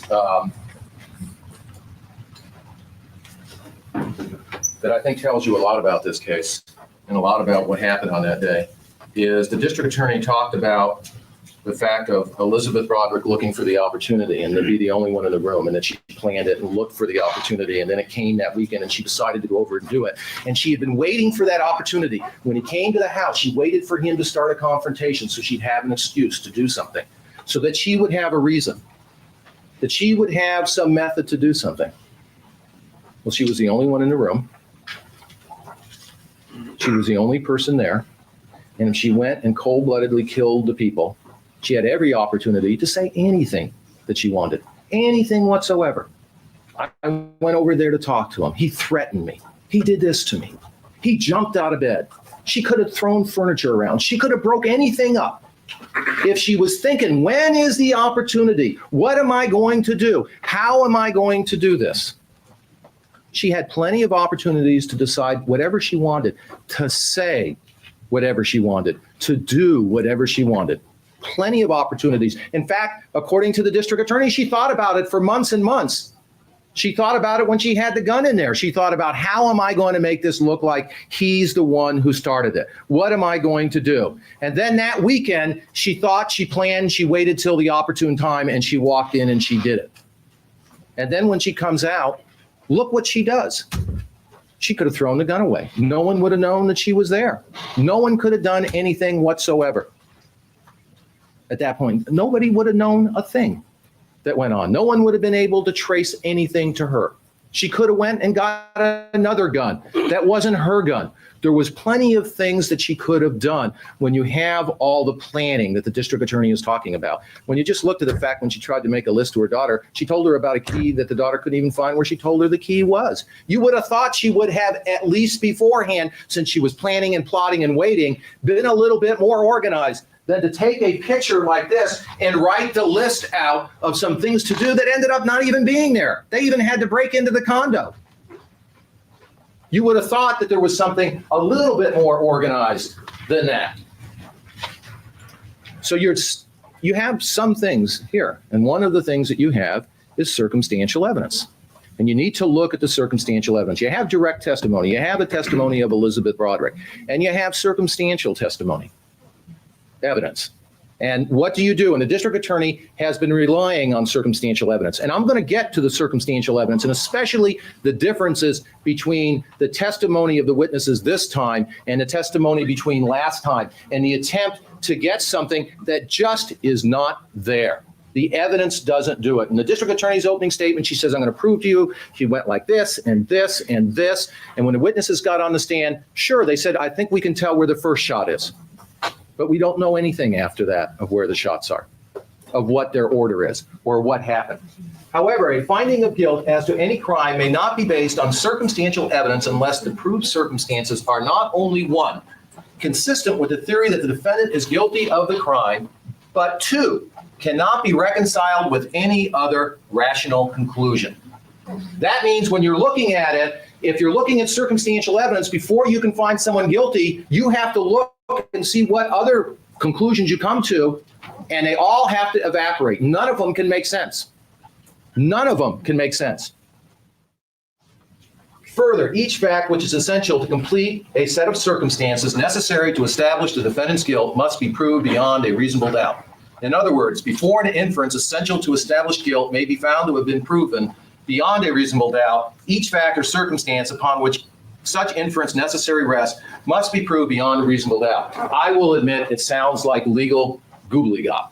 I mean, it's hard to understand. But if you think about it, it's as easy as anything else to understand. What that's telling you is when the district attorney relies on facts, if they don't prove each one of them beyond a reasonable doubt, it falls.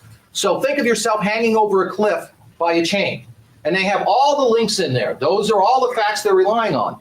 If one of them is a weak link, it doesn't matter. Mr. Early, if I'm hanging over a cliff by a chain, I would have let go a long time ago, just so I didn't have to listen to you anymore. But thank you. And now I continue. How much strong the other facts are, if each fact necessary to prove that is not proved beyond a reasonable doubt. In other words, you say, I have a reasonable doubt about that, then the whole chain falls. Also, if the circumstantial evidence as to any particular count is susceptible of two reasonable interpretations, one of which points to the defendant's guilt and the other to his innocence, it is your duty to adopt that interpretation which points to the defendant's innocence and reject the interpretation which points to his guilt. It gets back to reasonable doubt again. In other words, if you look and say, I think this is possible, and I think this is possible. Normally, when you go in for a committee and you're going to say, well, which route do we take? Or which item should we stock? You try to weigh them out and say, well, this might be a little better than this. But they are telling you that if you have two reasonable interpretations, you must adopt the one that points towards innocence. You don't look and say, well, maybe I like one a little bit better than the other. If they're both reasonable, you stop there and say, I have to adopt the one that points towards innocence. If, on the other hand, one interpretation of such evidence appears to you to be reasonable and the other interpretation to be unreasonable, it would be your duty to accept the reasonable interpretation and to reject the unreasonable. Okay. Now, the district attorney has gone through a number of facts of the things that happened at the house and has relied somewhat on those facts as they go through. Some of them are very easy to think of what happened. Elizabeth Broderick said there's a lot of things she doesn't remember and things she told to Lee that she doesn't remember. For instance, she told Lee, at least according to Lee, that she tried to use the front door with the key. And Lee said that's not surprising because the front door is hard to work on the key. Now, Elizabeth Broderick doesn't remember that now. And she says there's a lot of things I don't remember now. And you would think that she would remember that because it flies in the face of the DA's theory. But she doesn't remember it. So she doesn't remember it.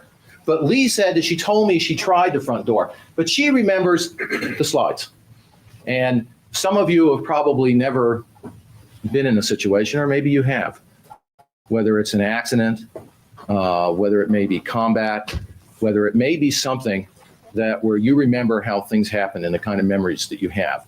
And it's not unusual that your memories are fragmented, that you remember certain things, that you don't remember other things. They go out of your memory at times. And there's also another phenomenon, and that is that you pull things back in your memory. Remember, Dan Broderick is all powerful in this case to her. She still talks in the jail about Mr. Broderick in the present tense. Enough that Maria Peralta said it was kind of eerie. The fact that when she talked to Mr. Robinson, she talked about him in the present tense. The fact that when she said, even in there in the shooting, she didn't believe that she could shoot him. She said to Lee that he sat up in bed and said, okay, you shot me or you killed me. But we know that he didn't sit up in the bed.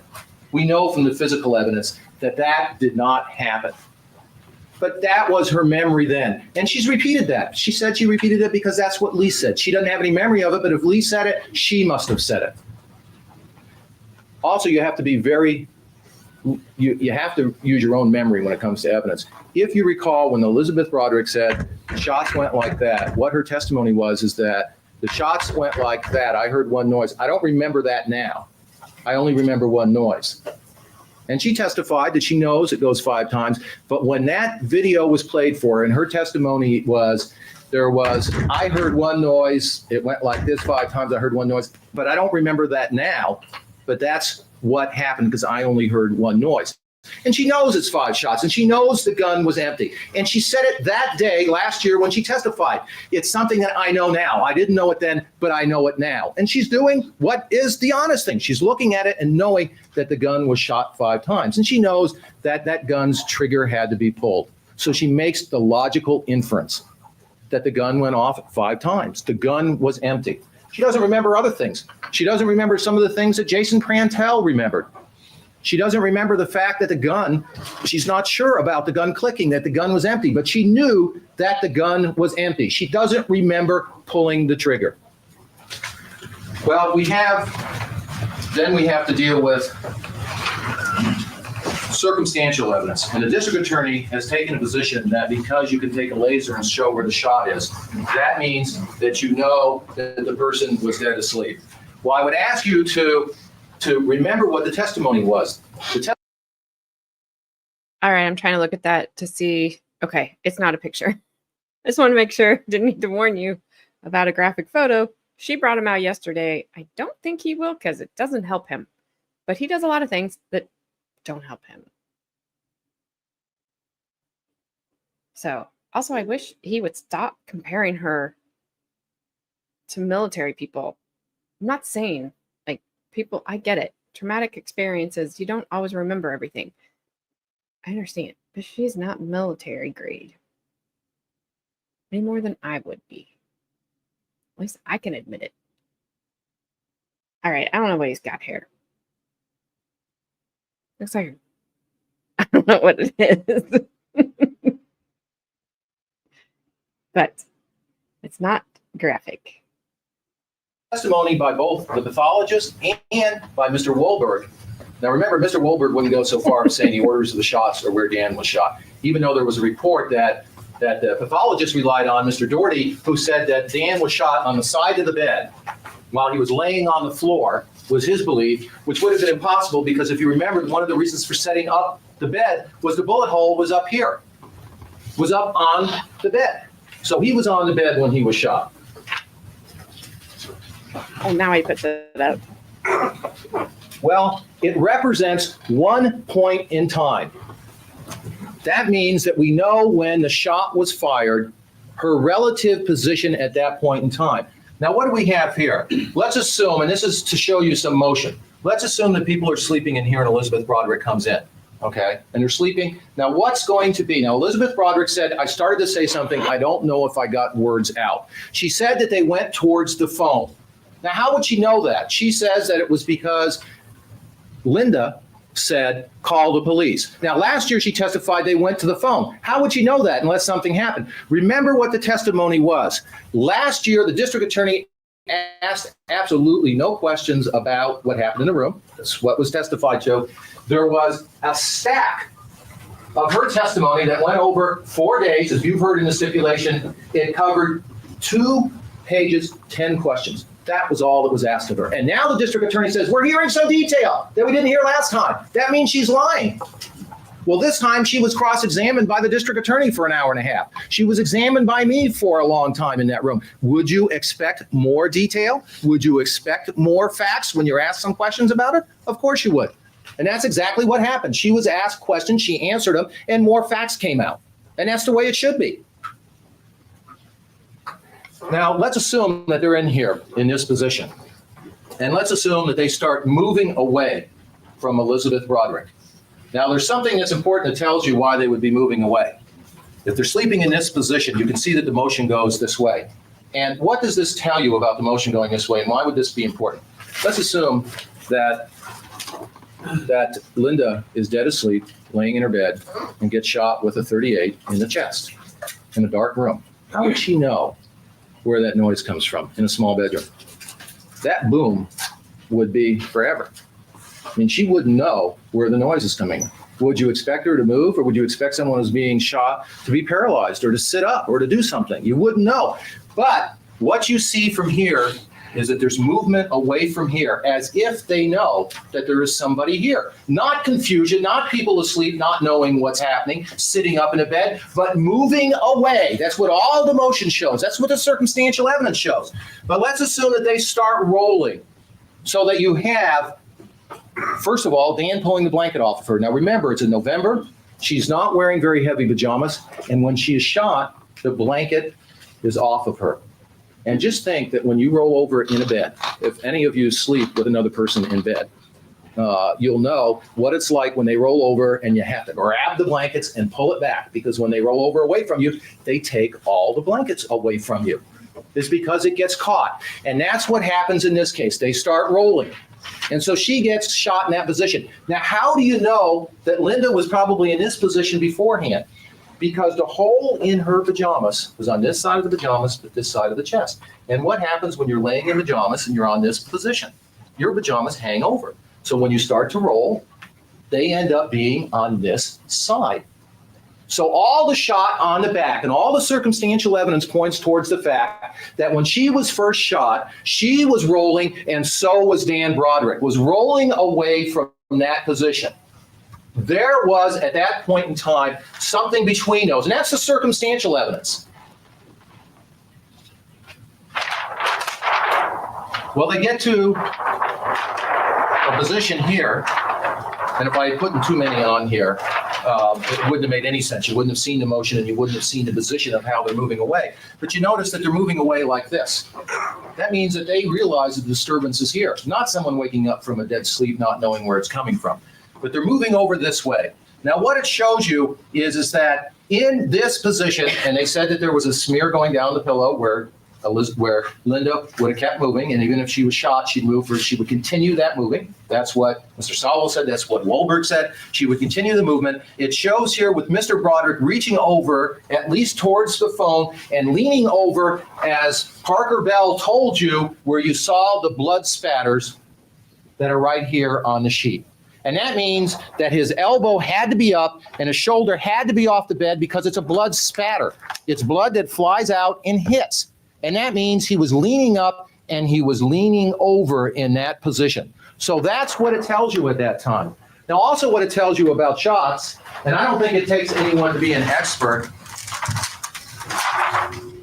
Let me turn the metronome on. Oh, no.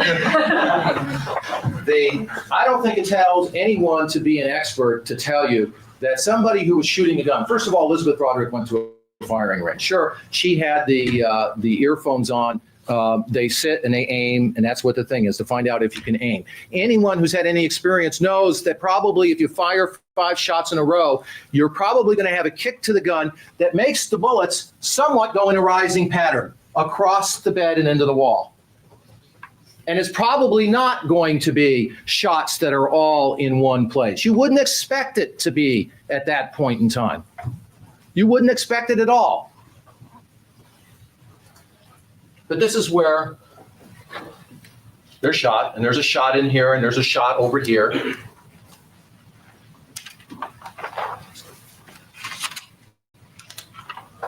then they end up in this position. Now, again, the importance of that is it shows you exactly how they are moving away from something that they know is a disturbance, where there has been somebody, where they are aware that there is somebody there, that there has been somebody who has talked to them. It's not what the district attorney says, that somebody is asleep and somebody is shot. The only holes that were in the blankets were the ones that were on this side of the blanket, that the blanket ended up being over here, and they ended up being in the bullet, in the bullet that was under Dan Broderick, because that was the bullet that had the fabric and the sheets in it. And it was the only bullet holes that were there.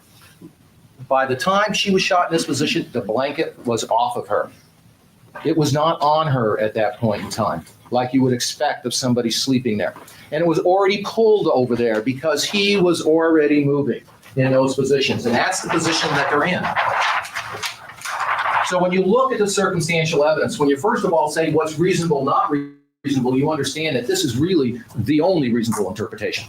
The only reasonable interpretation. But if you say that I'm just going to side with the district attorney, then you cannot say that this is not a reasonable interpretation, because based on all of the evidence, I don't see how you can come to an interpretation that it's not reasonable. They talked about Mr. Broderick sitting up. When you look at the photos of here, you will see what the position the blankets are in, and you will see that down here, they're underneath him. And Okay, so these are going to be graphic photos. It does show Dan and Linda. This is back when they showed everything. So this is right after, these are how they were found. So some of you've seen these already, but just so you're aware that I don't want to shock anybody or upset anybody. So he is going to show pictures of Dan, and Dan is on the floor. Linda is still in the bed. But Linda's picture is, it's kind of gross. Just, I don't know how else to put it. you're not in a position of somebody who has sat up and rolled over to reach for the phone and then come back, where you would expect him to be almost all the way off the bed. It's as if he fell off the bed, and right there is where he landed in that position. And it's what you would expect is when a person gets shot and continues to roll and pulls the blanket down with him, not in the position that he's rolled over. Now he's trying to reach for a phone over here, and he's sitting up, because they don't show that whatsoever. Okay, the very they didn't first show thing it. that happens when she's awarded the property that she is awarded, it has Linda Kolkena's signature on that. Now that's something that they've been told, this bothers her. Why do you do that? But it's sent again to it. When you have the wedding china, which meant nothing to anybody, it certainly didn't mean anything to Linda at that time. And to say that you can't have it, I'd rather throw it away and break it before I give it to you. That's because they know that at that point in time, it's going to bother her. It's going to affect her. She's going to react to those kind of things when they go ahead and they do them. And those things are sent like that. It was her problem with control as far as whose name was on the house. How could it be her house if his name was on it and it could be sold? When the money is being sent, when there's fines, and when she talks again that in 1989, when she's finally going in, and then you see here that even after the verdict goes through, And she falls back down again, and she says that she's depressed, and she says that I just want to give up. And the boys say, don't give up. She hires a lawyer again. And she goes back, and through the summer, she goes and she tries to do the things that are needed to be done. She starts to see the doctor. She wants the boys to be back. And what happens is exactly what she says happened before. As soon as that process starts in the summer, the fines. There's a little bit of a fine started. She's not sued for damaging something where she can go to a judge and say, I didn't do it, and Dan Broderick says they did, and they make a decision. Dan Broderick says, I've already determined that you're guilty, and I'm going to keep it out of your support. Automatically, even though that's been litigated, that it shouldn't be done. The interesting thing is he kept it out of the support in June, but he kept the picture all scratched up. He certainly didn't use the money to do that. It's a fine. It's the way of him punishing her to make sure to see what he's going to get away with. And he fines her again. And they know that the phone and the answering machine, that's the contact she has with her children. She sees them from Friday afternoon to early Sunday. And otherwise there's contact. And you see that there's contact all the time. The boys want something. They need something from school. You saw the people testify from school that when there was a big problem, they knew that they could get a hold of Elizabeth Broderick, and they did. And she showed up at school, and she showed up at the functions, and she did the things with all the soccer and all the other things that needed to be done. But she wanted to have the phone contact. And then all of a sudden, she says that all of a sudden the voice comes on the answering machine again. And she said that there is the loophole they were looking for. When it was ordered in 1988 to keep Linda Kolkena off the answering machine, why don't you let the boys have their own line? What happens in 1989? Well, now I'm the wife, so my voice will go back on the answering machine. And they know that that affects her. They are not trying to diminish. The boys at that point in time are certainly old enough for someone to sit there and put a message on it. It's easy to put something on the answering machine, but it starts over again in September. And that's the time where she's trying to get the boys back. And that's the time where she's trying to go to court. And she's saying to Walter Mon, the same thing is happening as is happening all the time. They're saying, wait to see what we're going to do. Let us decide what we're going to do. Let's delay it. Let's put it off to October. And she says, then it was put off from October to who knows when. There wasn't even a date set as to when there was ever even going to be a hearing at that point in time. She, at that point in time, didn't think that she was ever going to get the boys back. And when you look at the letter as to when they were thinking of giving the boys back, how they were going to do it, you see that they were thinking about doing it with total control. But when you read the letter that was sent on the last one about the phone messages, and they talk about going to jail, you see now that she has a lawyer. We're going back into court. We're going back in with the contempts. We're going back in, well, they will do what they want to do, and she's going to be facing the same thing. And what happens is that over again, we have 1986 and 1987 starting all over again, where she's looking through and she just says, it's not going to end until Dan decides it's going to end. They attribute a statement to her, which is one of the most interesting statements, because what they say is Betty Broderick said, I won't get the children back until they decide to have other children. And then one of the things she's accused of having a motive is they're thinking of having other children, and that's why she's mad. Well, if all that is true, isn't it interesting that the first time Dan has ever thought of giving Betty Broderick back to children is when he has no use for them anymore? When he says, I'm going to have new children? According to them, she hasn't changed at all. She still uses the language. She's still unsettled. Her mental condition is still bad.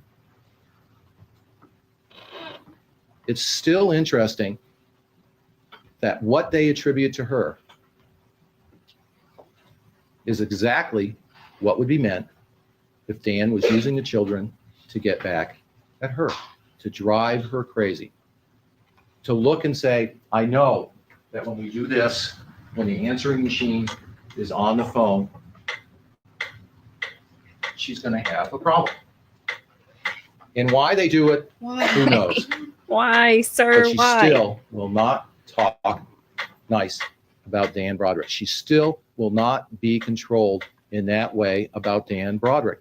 It's just been a family asunder. And that's just one thing that she's not going to do. She said it in 86, she said it in 87, and she said it in 88. For many years, through the affair, through other things, I kept quiet. I took the blame.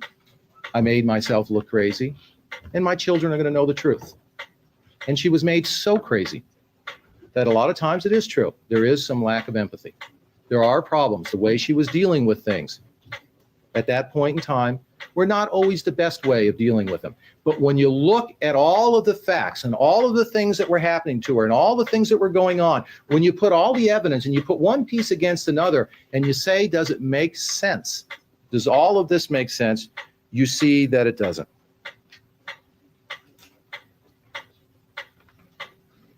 There was a number of questions that were asked of her. When you look at the pictures, you'll see that the letter, this letter here, even though it was asked about, did you write this letter on Friday and wasn't there an appointment on Friday? You'll see that, and the question was asked, when does your mail come? It comes Friday afternoon. You'll see that that is a folded piece of page. It's not ripped. You know that there was people at the house. There were police officers who were there who did a search.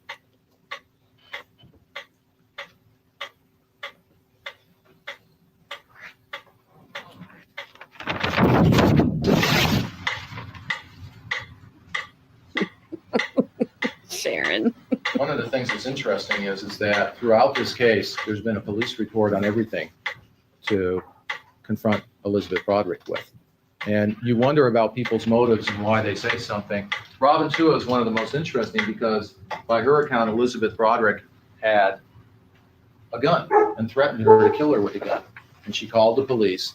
And you would think that if the police came to report of someone having a gun in the car, and they came out there and the person was threatened that they were going to kill him, there would at least be an investigation or at least be a police report. You would have thought there would at least been some kind of affidavit in any of the files as to what happened during that time. Objection, Your Honor, that states facts on evidence. She did make a police report. She said what, Your Honor? That she did make a police report. Well, the district attorney has the burden of proof. And when Elizabeth Broderick said that wasn't true, she has impeached her with every single police report that's here. And I've asked Robin Tua, have you seen the police report? Can you show me the police report? No. But she has the burden of proof. She is the one that when you have doubts about something, when you look and say, that sounds pretty funny to me, and I don't know if I believe it, and I have a reasonable doubt about that, you have to look to the district attorney to see, did they prove something? Where is this? She made a police report. Where is it? Elizabeth Broderick said it wasn't true. Why didn't she do what she's done with every other police report and said, well, here, read this. Why didn't she call the witnesses if there was a police report, if it was in existence? They can say all they want about, but they're the ones who have the burden of proof.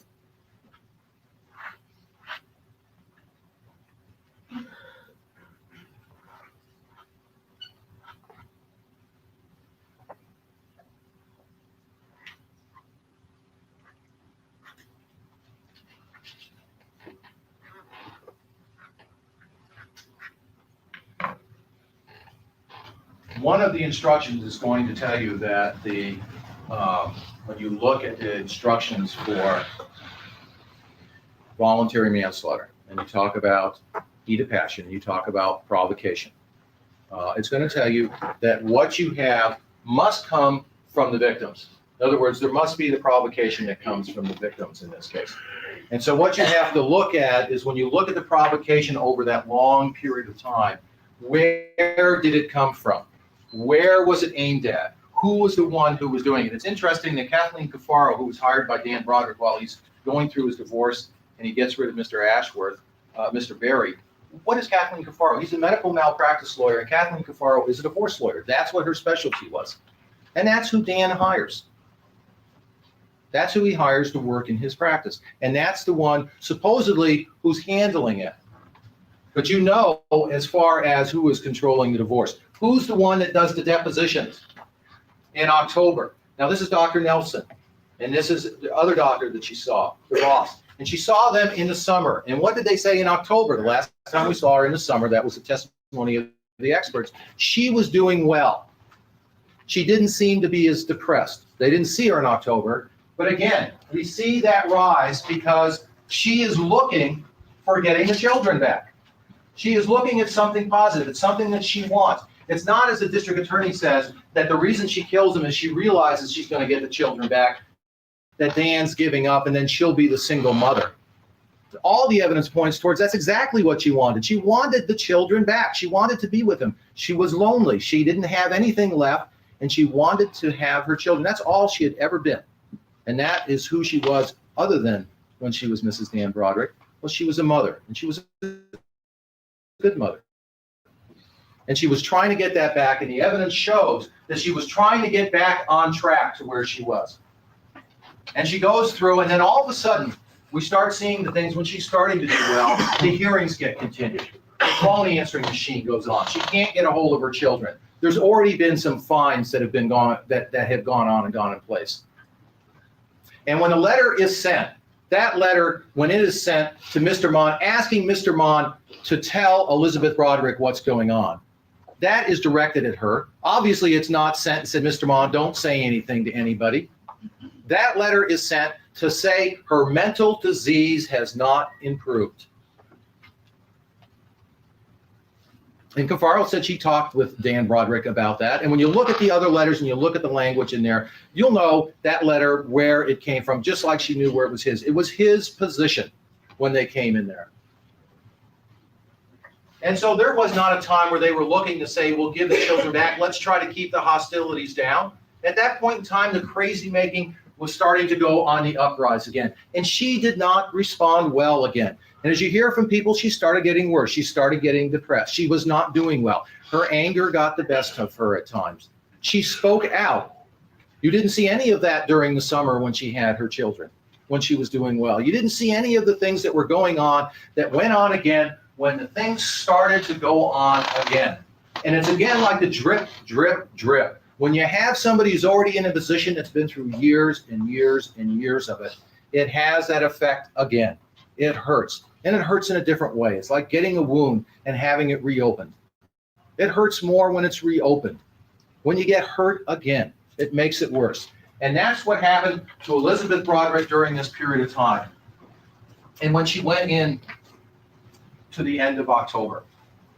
And when she said her only contact then, and it looked like she wasn't going to see her children again. And maybe some of you can understand the fact that the things that you go through as a parent are the things that when you look back at your children are the things you miss. When you no longer, when they dress up for Halloween, when they're now out of school and they have their own friends, when they're out of grade school, when they're no longer going to be on tricycles, when they go through a phase. Elizabeth Broderick with her two boys had gone through a phase where she had not seen them, she had not had them living in her home through what for somebody is probably a lifetime. And at some point in time when she tried to get those children back, when she tried to say, I'd like to have them with me so that I can go through their last years in grade school before they go to middle school. I'd like to have my boys living with me before they're teenagers and out of the house. And this system starts again. It's not one of reconciliation. It's one of drip, drip, drip. And everyone knows the effects on her. And when she goes on that November day, and she sits there and she sees her boys, and you can see that she has plans for other things. She doesn't make any plans for what she's going to do. And when she gets up on Sunday morning, and she reads the letter, and she writes on the bottom of the letter, and she looks at the card that to her, she says that she's looked at many times before and gotten her through day after day. And you will see it in defense JJJ. Lord, help me to remember that nothing is going to happen to me today that you and I together can't handle. And it was at that point that the corrosion broke, where she just said, you lied. God, you lied. I cannot handle it anymore. She did what she did on many occasions. She went down to the beach. And you see from PJ Hathaway that she was there many times at dawn. And she said she was depressed, and it was like an elephant sitting on her chest, and she just had to breathe. She had to go somewhere. When you look at the pictures, and there's been a lot brought up by the Keys, but when you look at the pictures of the truck, and she told you that she was moving, and there was other keys that were there and other keys in the truck, you'll see in the pictures on the floorboard that there's other keys that are there. It's not the keys that were taken out of her purse. It's not Kim's keys. These are totally different keys that are there. She said, I didn't know if that was the key for sure or not, but I was going to go into the house, whether that key worked or not. I'd been in that house many times before. There was windows. You could push the door open. She admits that she went in there to confront Dan Broderick, whether the keys worked or not. It's hard to say, as they would like you to believe, that they were just scratches, that she was somebody that didn't look at herself and say at some points in times, it would be easier to be dead, that there was some rage that was turned in there. And sure, there was a large part of her that didn't want to be. And there was a large part of her that was sitting there and knew that the way to deal with something, and the way that she had dealt with it before, was for her to try to make some kind of scene, for her to try to deal something. And she reacted the way she has 5, 6, 7 times before, when things have gotten bad, when something has happened, and she's went over to confront Dan Broderick. And when you listen to the testimony, there was nothing about sneaking around. She parked her car right out in front of the house. According to Lee, she at least tried the front door. All she remembers, and she remembers it, and she tries to testify to what she remembers. It would have been easy just to say, I tried the front door, but she didn't remember that. But she went around the back, she walked upstairs, and she did what you would think, is she's saying that as she testified as how she was feeling at that time, she went to the first open door. She said she was scared. Things were turning inwards. She didn't know what she was feeling. She didn't know what she was doing. She just knew that she had to get an answer. She stepped into that bedroom, and she didn't say, she said, all I remember is pushing the door in and stepping in. It would be easy for her to testify, I remember 1 step, 2 steps, 3 steps, to try to put herself in the position that they said that she was in using the lasers. But you have to remember, she's not there to say what makes sense there. She's only trying to say what she can remember, and she can just remember entering the room. And at the time that they go towards the phone and there is a scream, she fires the gun. Now, you have to decide in that split second. And you have to realize, have you ever been in a position where you've gone over to talk to somebody, whether it's your boss for a raise or whether it's your girlfriend to do something or anyone else, and you have that expectation of what's going to happen, and something else happens, or someone says something, or your wife or your girlfriend says something, and things seem to flow out. Things seem to go crazy. And you have to decide in that split second, was there an intent to kill? In that split second, did she premeditate and deliberate, which is under the instructions that were there? And it's obvious that she did not. Is this a crime of malice aforethought? Was her condition one where she was acting under the passion and the provocation, as you will see in the instructions? Yes, it was. And is there responsibility? Of course there is. Is there an intent to kill? I think you have to look at the surrounding circumstances. I think you have to look to see what happened in this case. But what I ask you to do is not look at the case to look at one point, to look at just one thing. And just to say, I'm going to ignore all of the other evidence. I'm not going to pay attention to where it is, because that's not what the law tells you to do. The law tells you that when you look at somebody, you need to look at all the evidence, why they are, where they are, who they are, what got them there, what happened during that period of time, what those emotions are that put them there. And I think that if you do all that, and I think if you make the job easier by saying that I understand that I have to agree with the district attorney beyond a reasonable doubt, that you will see in this case that there is no doubt that there is no premeditation and deliberation in this case. That is not what happened that day. That is not what happened from what happened before and what happened afterwards. The description of how Elizabeth Broderick was, she was at her daughter's house sick. She was talking to people. She didn't know what was going on. It's a case that when you look at the evidence and you use the instructions as you see them, and you look at the emotions and the strength of those emotions, you will reach the right decision in this case. I think that when you look at the case, you'll see that there's no premeditation, deliberation. There's no malice aforethought.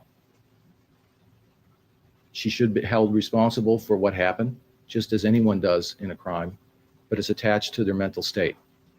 And I believe that if you do your job and if you look at all the evidence, you will reach the proper verdict in this case. Thank you.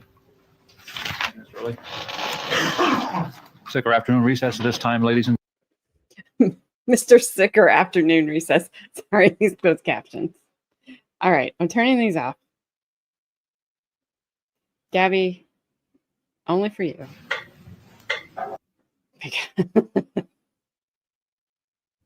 Only for you. This is at 1,600%.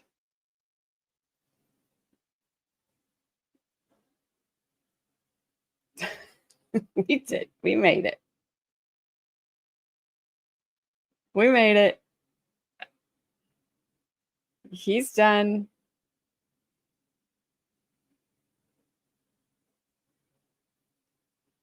Yeah, I mean, he made a good argument for there wasn't premeditation, I guess. What's right is for the attorney to serve alongside her for that closing. All right. Well, what I'm getting ready to do for a few seconds, don't put me in there with them. Okay. This is just for Gabby for just a second. And okay, here we go. 1,600%, Gabby. Let's go.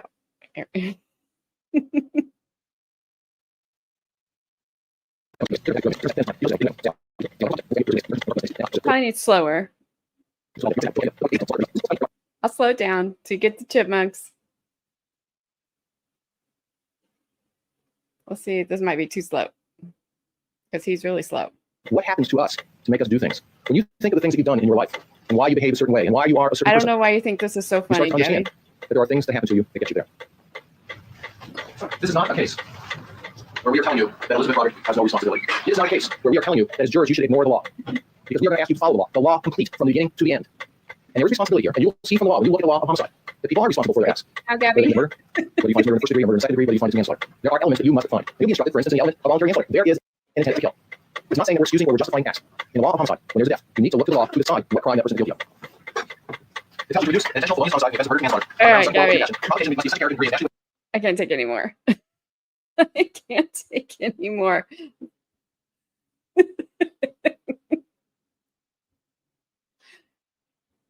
Oh, goodness. Lavi, I'm very proud of you. Sorry that we made it harder. I know. Wouldn't that have been awesome? Ruthie, I don't know if you're like, wow, that was great closing. Wow, that was horrible. Or wow, we're finally done. All of the above. I don't remember what order I said them in. A and C not being, I don't know. Oh my gosh. That was awful. That was awful.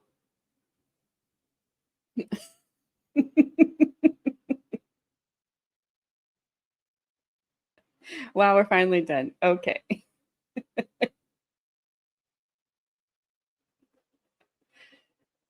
Gabby does get so joy out of the littlest things, and it's okay. We all do. But Lavi, I'm with you. It would have been a lot more interesting if I played it that fast, but we wouldn't have been able to hang out for so long. Also, I probably wouldn't have a headache.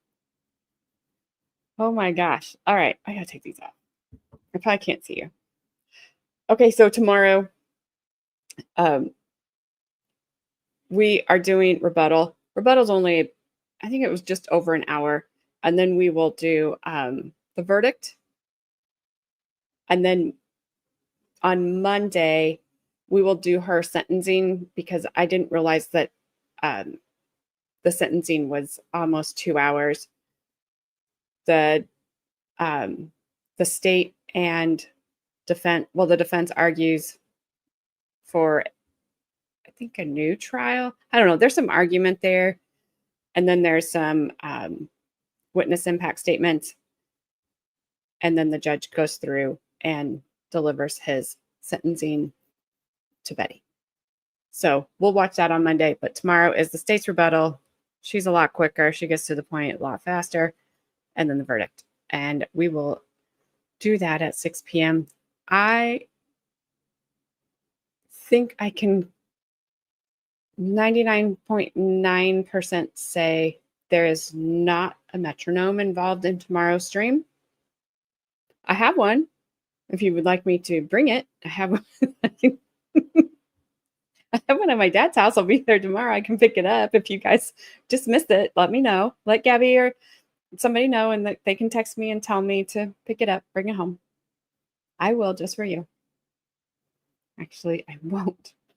I'm lying. I don't want to hear that noise again. I know. I corrected myself on Monday that I had lied. Unlike Sarah Boone, it was not intentional. I did not realize that the sentencing was as long as what it was, AT1. I didn't figure it'd take that long to sentence her. Like, here you go, bye. But, procedure and stuff.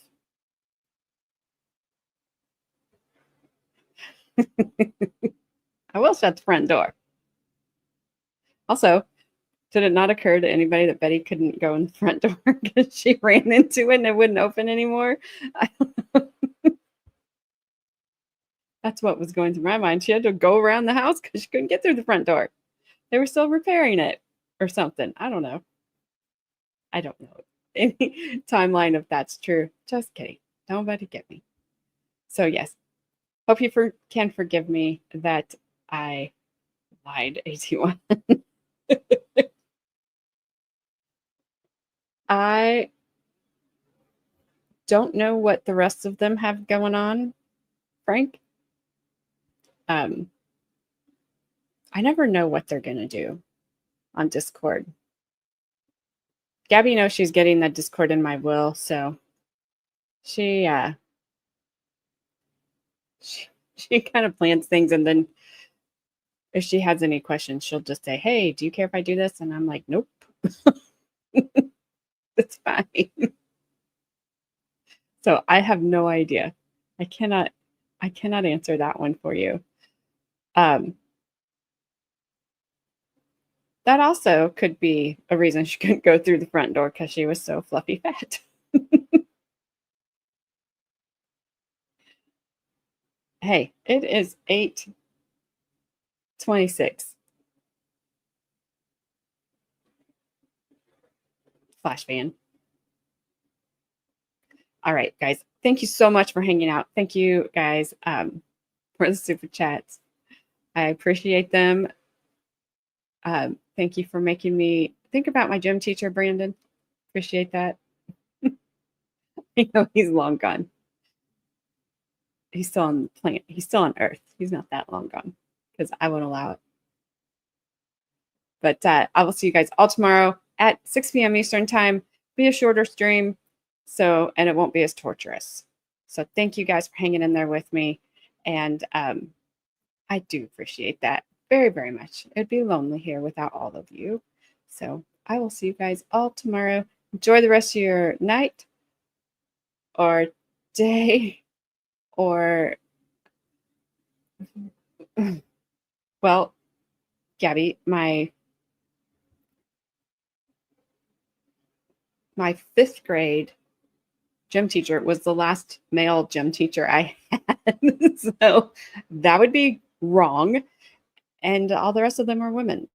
So also not my cup of tea. I don't know where Carmen got it from, but it wasn't from me. So on that note, I am going away now. Goodbye. I think. All right.